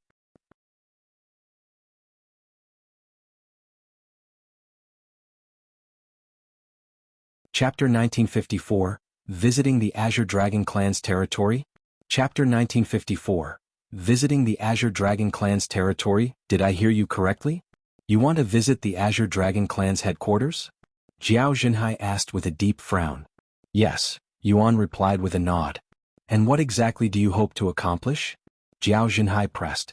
Our clan has lived there for tens of thousands of years. We've searched every corner, and nothing we've found has ever explained our situation or hinted at a solution. Who knows? I can't tell you until I see it for myself. Maybe you missed something. What do you have to lose, anyway? Jiao Jinhai rubbed his eyes and sighed. Dragon Emperor, will you be joining him? I won't allow anyone else from the Holy Dragon Clan to join. Holy Dragon Emperor nodded and said, Naturally. Wherever he goes I will follow. Since this involves the entire clan, I cannot make this decision myself. Let me return to my clan to speak with the others first. I will contact you within 2 months. Very well. The meeting ended shortly after with the Azure Dragon Clan and the Holy Dragon Clan returning to their own homes. So, what's happening? The Holy Dragon Clan asked the Dragon Emperor as they rode their flying treasure back to the Dragon Spiral Mountain. I cannot go into detail since I made an oath, but Senior Envoy and I will be making a trip to the Azure Dragon Clan soon. What? You're heading directly to their headquarters. That's too reckless even for you, Your Majesty. It's fine. Even if they try to do something, I will take down at least half of their clan before I perish. Yuan shook his head and tried to reassure the others that it would be fine. The Azure Dragon Clan is in a unique situation. I doubt they'll do anything to us. I don't know what's happening, but what if they're tricking you, Senior Envoy? What if it's an ambush? Yuan chuckled and said, Do you really think we'll be going there alone? Have you forgotten who else is with me? They quickly came to a realization. That's right. You have Dragon Goddess Yeo. Yuan nodded. Indeed. With Dragon Goddess Yeo at our side, not even the Great One could do anything to us, he said. Hearing this, the Holy Dragon Clan was no longer worried about their safety. If anything, they hoped the Azure Dragon Clan would try something so they could be erased from existence by Dragon Goddess Yeo. Once they returned to the Dragon Spiral Mountain, she immediately returned to her training. As for Yuan, he also returned to the Frozen Palace to progress his physique, even if it was just a little. You're back? What? The middle-aged man was puzzled by his return and said, Didn't you already achieve cold immunity? It won't go any further than that even if you train for 1,000 years. I know. Without offering any explanation, Yuan entered the 5th floor. Ichem? There's nobody here. Yuan had expected to see the 4 immortals who were training there during his last visit. With only 2 weeks having passed, they should still have been in the midst of their training. Unbeknownst to him, however, the 4 had been so shaken by Yuan's reckless training that they chose to take a break from their own cultivation some time later. Yuan seated himself beside the Heaven Frost essence. Despite his cold immunity, the presence of the ice crystal radiated an intense chill that was still bitterly cold even for him. When the ice knight appeared an hour later, Yuan purposefully allowed it to attack him, quickly stacking up glacial traces again. This time Yuan pushed himself directly to 50 glacial traces. However, even after an entire hour, his physique showed no signs of improvement. Curious, he attempted to push further, stacking additional glacial traces onto his body. Yet as he reached 60, he realized there was a limit to their effectiveness. Beyond 50, the additional traces had no noticeable impact. It felt no different than before. An entire week later, Yuan finally noticed some improvements to his physique, but it was incredibly minimal. After an entire week of relentless training, Yuan's progress had increased by only a single %. At this rate, it would take him nearly 2 full years to reach completion. But knowing the nature of his physique, he understood all too well. The closer he came to perfecting it, the slower and harder the progress would become. Realistically, no matter how much time he spent here, it was unlikely he would ever fully complete his physique in this place alone. Still, Yuan wanted to make the most of the opportunity. He devoted all his time to training on the 5th floor while awaiting a response from the Azure Dragon Clan. A month and a half passed before the long-awaited message finally arrived. In that time he had managed to increase his physique's progress by only another 3%. The Dragon Emperor has a message for you. Before the man could convey the Dragon Emperor's message, Yuan walked toward the teleportation device and said, "No need. You'll hear it from him personally." Sometime later, Yuan met up with the Dragon Emperor. The Azure Dragon clan has responded. They agreed to let us visit their territory and they'll pick us up from this place in a month. Sounds good. With a month remaining before his visit to the Azure Dragon clan's territory, Yuan spent his days sparring with the young dragons at the training grounds. Time passed in the blink of an eye, and a month later, Jiao Zhenhai and a small group of elite guards showed up at the Dragon Spiral Mountain. Yuan and the Dragon Emperor wasted no time and grouped up with them. "Before we depart, do you need any water-breathing pills?" Jiao Zhenhai asked, aware that humans couldn't breathe underwater.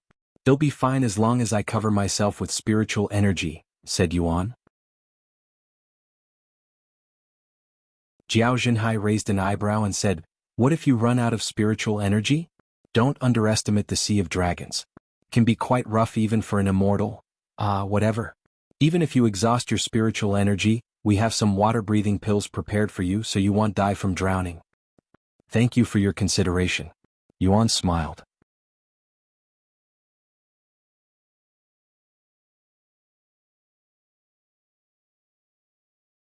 Chapter 1955, Underwater City? Chapter 1955, Underwater City. After forming an airtight barrier of spiritual energy around himself, functioning like a self-contained air tank, Yuan stepped forward and followed Jiao Zhenhai into the depths of the Sea of Dragons. The waters of the Sea of Dragons were remarkably clear, allowing Yuan to see his surroundings with ease, even without the aid of any special techniques or artifacts. Once they had descended deep enough into the sea, one of the soldiers accompanying Jiao Zhenhai suddenly shifted into his true form, a massive, blue-scale dragon whose presence seemed to ripple through the surrounding waters with raw majesty and power. "Hop on," Jiao Zhenhai said to them as he stood on the dragon's back, treating it like a mount. Flying treasures that functioned underwater were rare and not as fast as they were in the sky, but for the Azure Dragon clan, such tools were unnecessary. Masters of the sea, they traversed the waters with ease, relying on their natural prowess rather than external aid. "We will arrive at our destination in a month," said Jiao Zhenhai. "A month? Your base isn't as far as I expected," Yuan remarked. Jiao Zhenhai laughed at Yuan's remark and said, "It only takes a month because we're taking a shortcut. If we travel normally, it takes several years to reach our place." "By shortcut, do you mean the underwater currents?" "A few of those and a natural teleporter. Just as the primal expanse possessed natural teleporters, so too did the nine heavens, though most of them were hidden deep beneath the sea.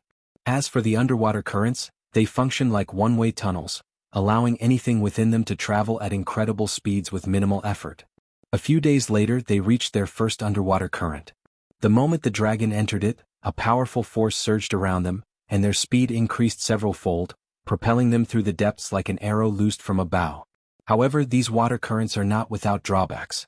One of the drawbacks to these underwater currents was their sheer intensity. Some were so powerful that they could tear a body apart if one wasn't strong enough to withstand the force. "It's been a while since I entered one of these," Yuan thought to himself as he reminisced about the previous times he'd traveled underwater as Tianyi, the Immortal Monarch. The Azure Dragon clan wasn't the only one to call the ocean depths their home. Countless species and races had carved out their own domains beneath the waves. While the underwater world wasn't nearly as densely populated as the lands above, it was far from empty, filled with a wide variety of beings who had adapted to life in the vast, mysterious deep. When he was still living as the Immortal Monarch, had even visited cities that were entirely built underwater. After spending several days riding the current, they finally reached its end. However, it wasn't long before they came across another one just a few hours later, and without hesitation they entered and let it carry them onward through the depths once more. As for Yuan's barrier, it was under constant assault from the powerful currents. If not for his physique that constantly replenished his spiritual energy and experience, maintaining it would have been impossible for someone at his cultivation level. Half a month later they arrived at their first natural teleporter, which existed in a suspicious-looking fissure at the sea floor. Throughout their journey Yuan encountered many unique sea beasts, some bearing a striking resemblance to dragons, although lacking the distinct, commanding aura that true dragons possessed. Yet despite their size or appearance, these creatures would always steer clear once they sensed the group's presence, instinctively avoiding the path of the Azure Dragon clan. Hell, Yuan even came across a few flying leviathans, but like the rest of the sea beasts, they veered away the moment they sensed the group's presence. After passing through the deep fissure, Yuan's group emerged into an entirely different region of the sea. The terrain had shifted so drastically that without thousands of years of experience living in these waters, it would be nearly impossible to navigate or know where to go next. After passing through several more currents and one final natural teleporter, Yuan and his group finally arrived at the Azure Dragon clan's territory. Nestled deep within the tranquil blue of the sea, the territory resembled a small, self-contained city, its structures crafted from a combination of gleaming coral, crystal, and flowing stone that shimmered with life and energy. Towering spires curved like sea serpents, and wide pavilions were anchored to the seabed by living roots that pulsed faintly with energy. Glowing flora swayed with the tides, illuminating the surroundings with a gentle bioluminescence. At the same time, aquatic beasts native to the region glided peacefully between structures, coexisting in harmony with the Azure Dragons. Despite being underwater, the city exuded a quiet, regal grandeur, an ancient calm that reflected the pride and heritage of the Azure Dragon clan. Unlike the Holy Dragon clan, which remained largely self-contained within the Dragon Spiral Mountain, the Azure Dragon clan operated more like a traditional royal house, complete with its own city, infrastructure, and citizens. They didn't just command a bloodline, they ruled a domain. As for the inhabitants of the Azure Dragon clan's territory, they weren't limited to dragons alone. A diverse array of sea races could be seen moving through the city, most of them bearing the human form. Just like most land-dwelling beasts, sea beasts had adopted human forms for convenience, making interaction, movement, and daily life far easier within a structured society. As Yuan's group passed over the city from above, the scene below shifted. Everyone, regardless of race or status, paused what they were doing and looked up. With reverent expressions, they offered respectful bows or gestures, honoring the presence of the Azure Dragon clan. "Is this your first time seeing an underwater city?" Jiao Zhenhai suddenly asked Yuan. He shook his head and responded with a slight smile, "No, but it's definitely been a while since I visited one."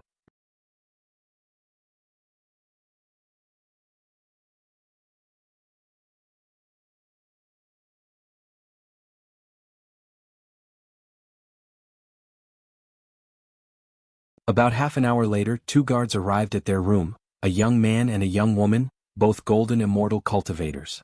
"My name is Xian Bing," said the young man. "Im Binglan and well be your guide," said the young woman. "Im Yuan. Let's get along."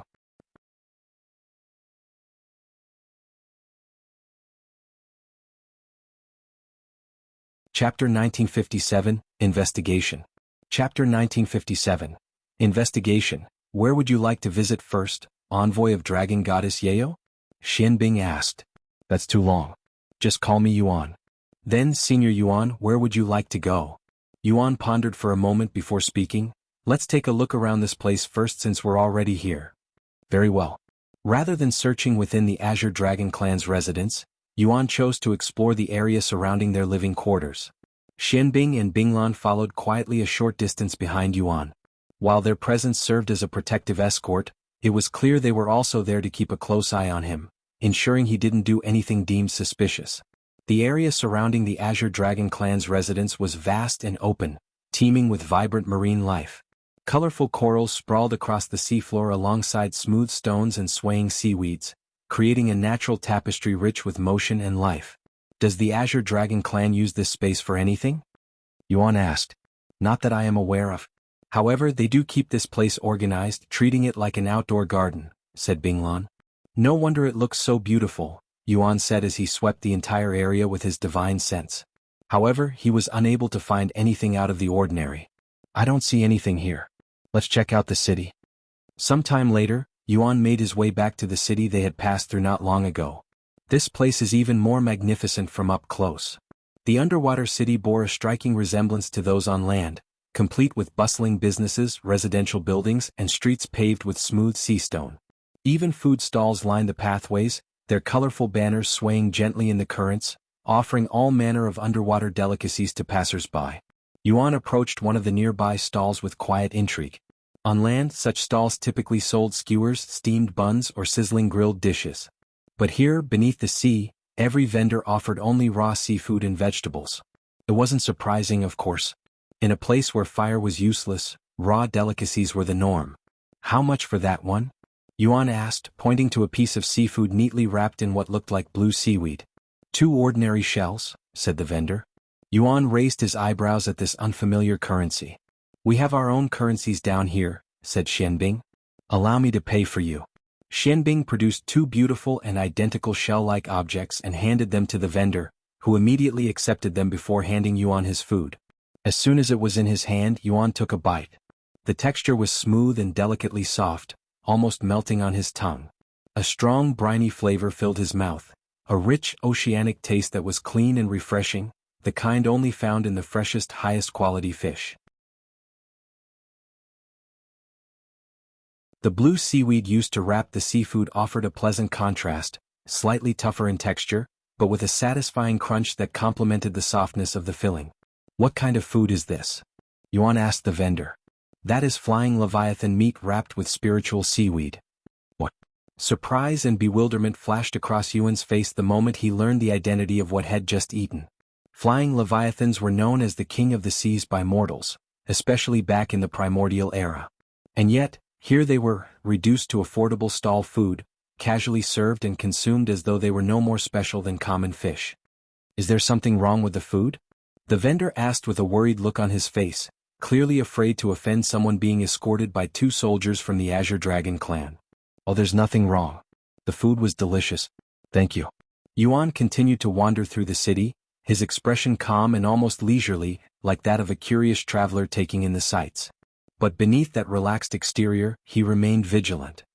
His divine sense was constantly at work, quietly sweeping through the surroundings as he diligently inspected every corner for anything unusual. Due to the city's immense scale, it took Yuan nearly 2 full weeks to explore it in its entirety. He left no alley, district, or passage unchecked, his divine sense meticulously combing through every layer of coral, stone, and structure.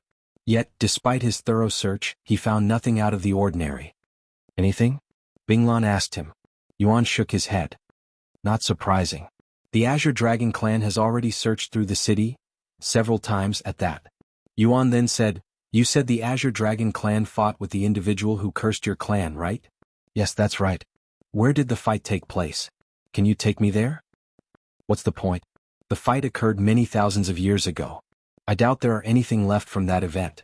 We won't know until we see it for ourselves. Xianbing and Binglan exchanged glances with each other. Eventually Xianbing said, All right, we'll take you there. The group made their way back toward the Azure Dragon clan's residence, but instead of stopping, they continued past it. After traveling several hundred miles through the serene, light-dappled waters, Xianbing and Binglan came to a halt before a strange and desolate field. The area stretched wide and eerie, marked by hundreds of deep, irregular craters etched into the seabed, each one like a scar carved into the ocean floor. The battle took place here, Xianbing said solemnly. Though the Azure Dragon clan fought against a single individual, that person held their ground for an entire month against all of us. And in the end, they still managed to escape with their life. Yuan didn't respond. He simply stood there, eyes fixed on the cratered landscape, a faint frown settling on his face. Do you see something?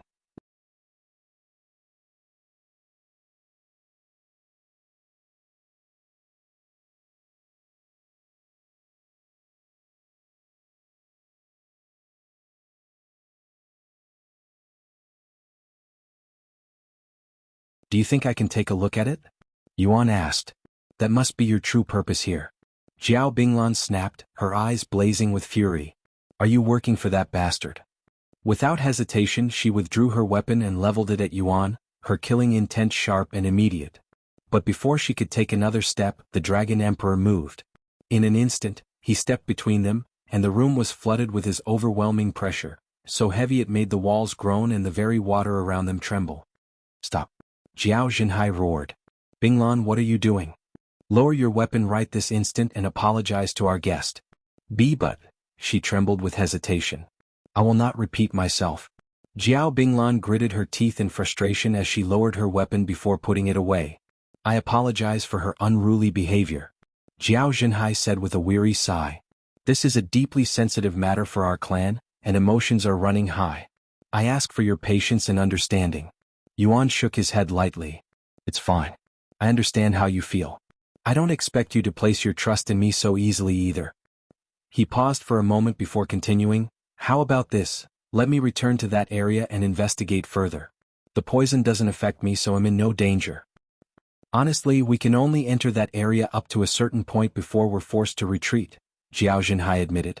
The deeper we go, the more nauseating it becomes, and if we push any further, we eventually lose consciousness regardless of our cultivation. Why didn't you tell me that before I wasted 2 weeks wandering the city? Yuan sighed. Zhao Zhenhai fell silent. He didn't have any excuses for this blunder. Yuan turned to look at the Dragon Emperor and said, I should do this alone. I don't want you to become poisoned. There's a good chance that I am already affected by it. Yes, but I believe it's unlikely, Yuan replied. The poison may be unique and potent, but it seems to act very slowly.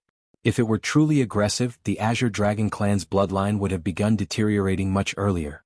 More likely, it's a poison that requires prolonged exposure, something that seeps in gradually over time before it begins to take effect. In that case, he'll listen to your advice and stay here for now. Allow me to accompany you, said the first elder, stepping forward. I possess the most extensive knowledge of poisons among us. Yuan considered mentioning that the first elder likely wouldn't be of much help, given that even he couldn't detect the poison. But he held his tongue and simply gave a quiet nod, choosing not to worsen his relationship with them. Sometime later, Yuan and the first elder made their way to the poisoned area. My poison immunity starts reacting from this point, Yuan said. The first elder didn't respond. Instead, he calmly retrieved a set of tools from his spatial ring, treasures designed for detecting poison.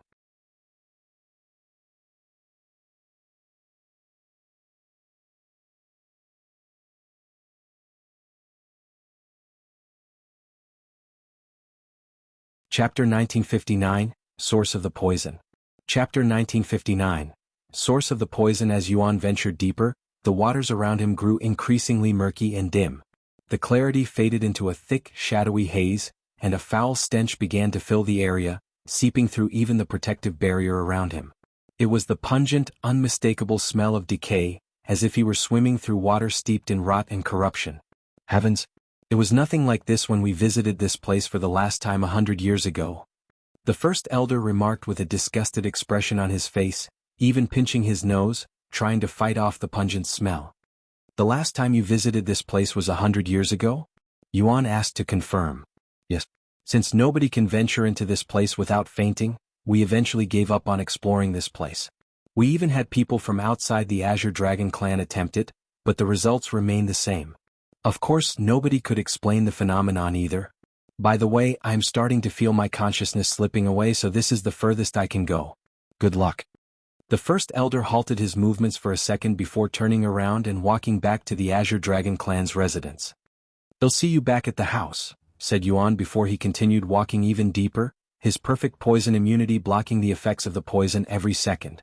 Soon, the waters became so dirty that it was nearly impossible to see anything with his bare eyes, and even his divine sense was of little help. Since divine sense no longer worked, Yuan had to use divine gaze, which consumed more spiritual and mental energy, but that wasn't a problem for him. After wandering for days, Yuan eventually noticed something and hurried his pace. A few moments later, Yuan came upon a massive corpse resting on the seafloor, its presence dark and unsettling. The remains appeared to belong to some sort of serpent-like creature, but its body was so deformed and ravaged that its original identity was nearly impossible to discern. Twisted flesh, torn scales, and warped bones made it a grotesque shadow of whatever it once was. At the center of the corpse, nestled deep within its mangled remains, Yuan spotted a large black orb, its surface so dark and smooth that it nearly vanished into the surrounding murky water. It pulsed faintly as if absorbing the decay around it, and gave off a presence that felt both unnatural and deeply ominous. It didn't take even a second before Yuan determined this black orb to be the source of the poison. He carefully picked it up and inspected it. The poison from it wasn't as deadly as the poisons had encountered in the baneful dragon's poisonous swamp, but it had a really unique property. If he had to compare it to the poison within the swamp, it'd be somewhere in the inner zones. This must be a new type of poison, specifically created to mess with the Azure Dragon clan's bloodline. Whoever created this is incredibly skilled. Now that Yuan had acquired the source of the poison, he had to deal with it. Fortunately, he had perfect poison immunity and the harmonious heaven-refining immortal physique, which allowed him to absorb and refine the poison. Although he wanted to bring the poison back to the Azure Dragon clan to show the clan leader and the three great elders as proof, had only endangered their lives. With no other option, Yuan sat down and began to absorb the poison, refining it into his own power. There's a lot of poison in this thing, likely built up for tens of thousands of years. I'll take some time before I fully purify it. As Yuan began purifying the poisonous orb, a faint glow surrounded his body, spreading out like ripples through the murky water. At the same time, he drew in the lingering poison around him, steadily absorbing and neutralizing its corruptive essence. Bit by bit, the oppressive darkness faded, and the once foul water began to clear. Time flowed quietly, and after several days of tireless effort, Yuan was nearly halfway through purifying the poison. But just as he continued his work, a sudden surge of killing intent flared from behind him. Instinctively, he halted, his body tensing as he turned to face the threat. Whoosh! A sharp, needle-like object tore through the water with blinding speed, aimed straight at Yuan. He reacted instantly, raising his arm to intercept it, but the weapon was shrouded in powerful immortal chi, disrupting his defense and slipping past his guard. It struck his body with a jarring force, but thanks to his powerful physique, it failed to pierce through completely.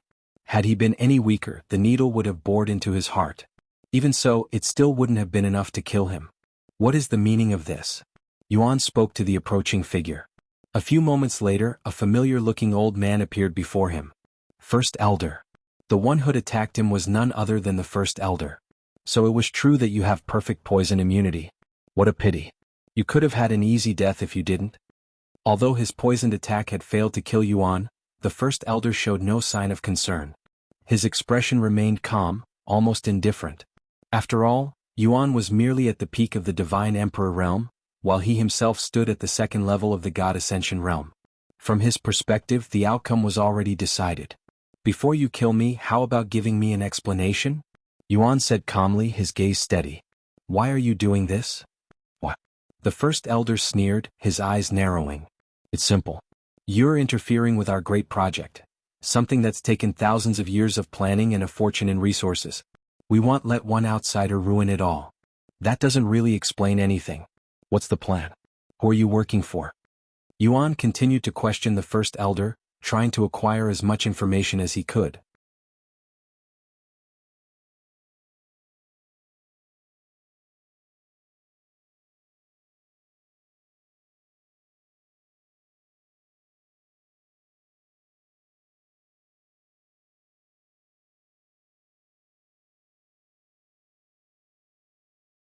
Chapter 1961, A Taste of His Own Medicine. Chapter 1961, A Taste of His Own Medicine. Don't get ahead of yourself and think you've already defeated me. Although you managed to land a hit on me, this amount of damage is nothing. No, it's over for you. Yuan suddenly interrupted.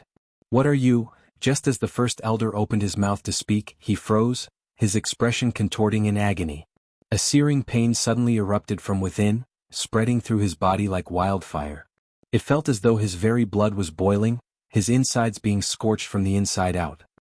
He staggered, clutching his chest before coughing up a mouthful of dark blood. What did you do to me? He shouted, his voice a mix of panic and disbelief. Since you tried to kill me with poison, I'm giving you a taste of your own medicine. Poison? You poisoned me? But I also have poison immunity. The 10,000 poison immunity. The First Elder was in disbelief. Yuan chuckled and responded in a mocking tone, just the 10,000 poison immunity? You'd need at least true poison immunity to deal with the Heaven's Bane. Heaven's Bane? You mean to tell me that you can use the most potent poison in the 9 heavens? Impossible. Not even the Poison Dragon Emperor can use that level of poison. Believe what you want, but you'll die soon. Yuan shrugged. Since his life was in jeopardy, the First Elder no longer cared about being caught and used his celestial chi to not only attack Yuan but also to resist the poison in his body. Although Heaven's Bane was regarded as the most potent poison in existence, Yuan's current cultivation was still lacking. As a result, he couldn't instantly kill someone as powerful as the First Elder, a God Ascension realm cultivator whose resilience and vitality far surpassed even immortals. Even so, the poison was already doing its work, slowly but relentlessly. Yuan coughed up a mouthful of blood after being struck by celestial chi. How in heaven's name are you still standing? You're just immortal.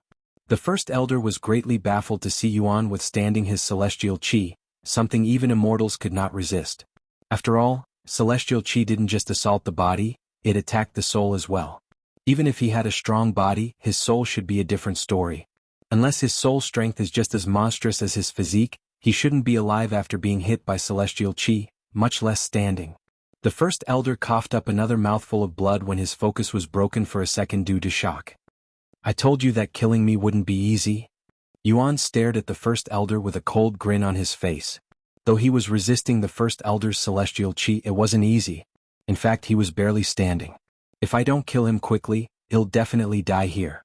The first elder cried inwardly. Yuan could see the fear and anxiety in the first elder's eyes and provoked him even further. At him? Is that fear I sense? A God Ascension Realm cultivator fearing a mortal like me? That's quite hilarious. Shut up. The first elder let out a furious roar as he unleashed his celestial chi to its absolute limit, so recklessly that it began to tear into his own body, inflicting internal damage in a desperate attempt to purge the poison. Yuan was unable to withstand the overwhelming celestial chi and finally fell to his knees.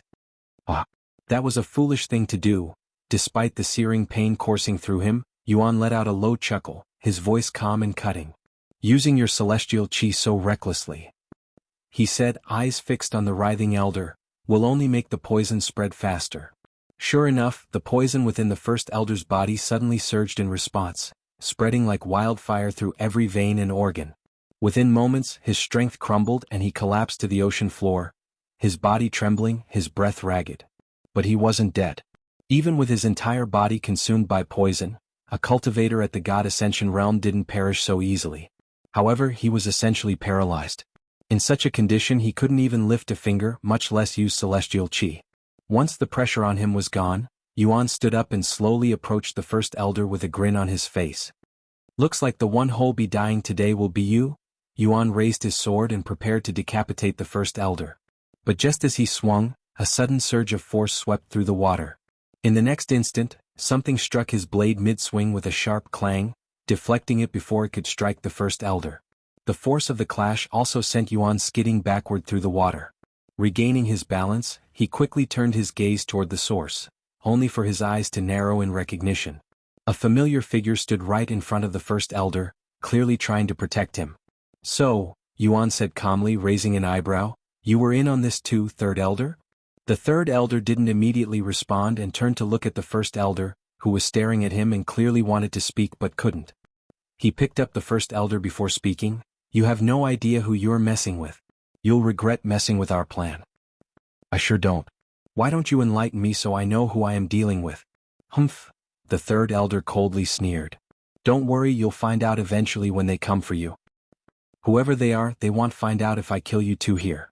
Yuan prepared to use the Immortal Monarch's techniques. However, before he could do so, the third elder activated some sort of teleportation treasure, teleporting the first elder and himself away. Is it? They ran away, huh? Yuan sucked his teeth in annoyance.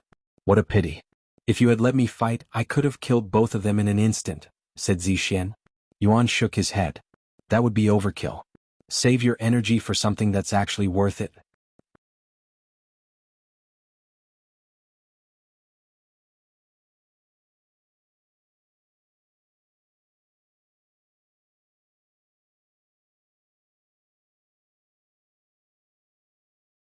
It doesn't make any damn sense.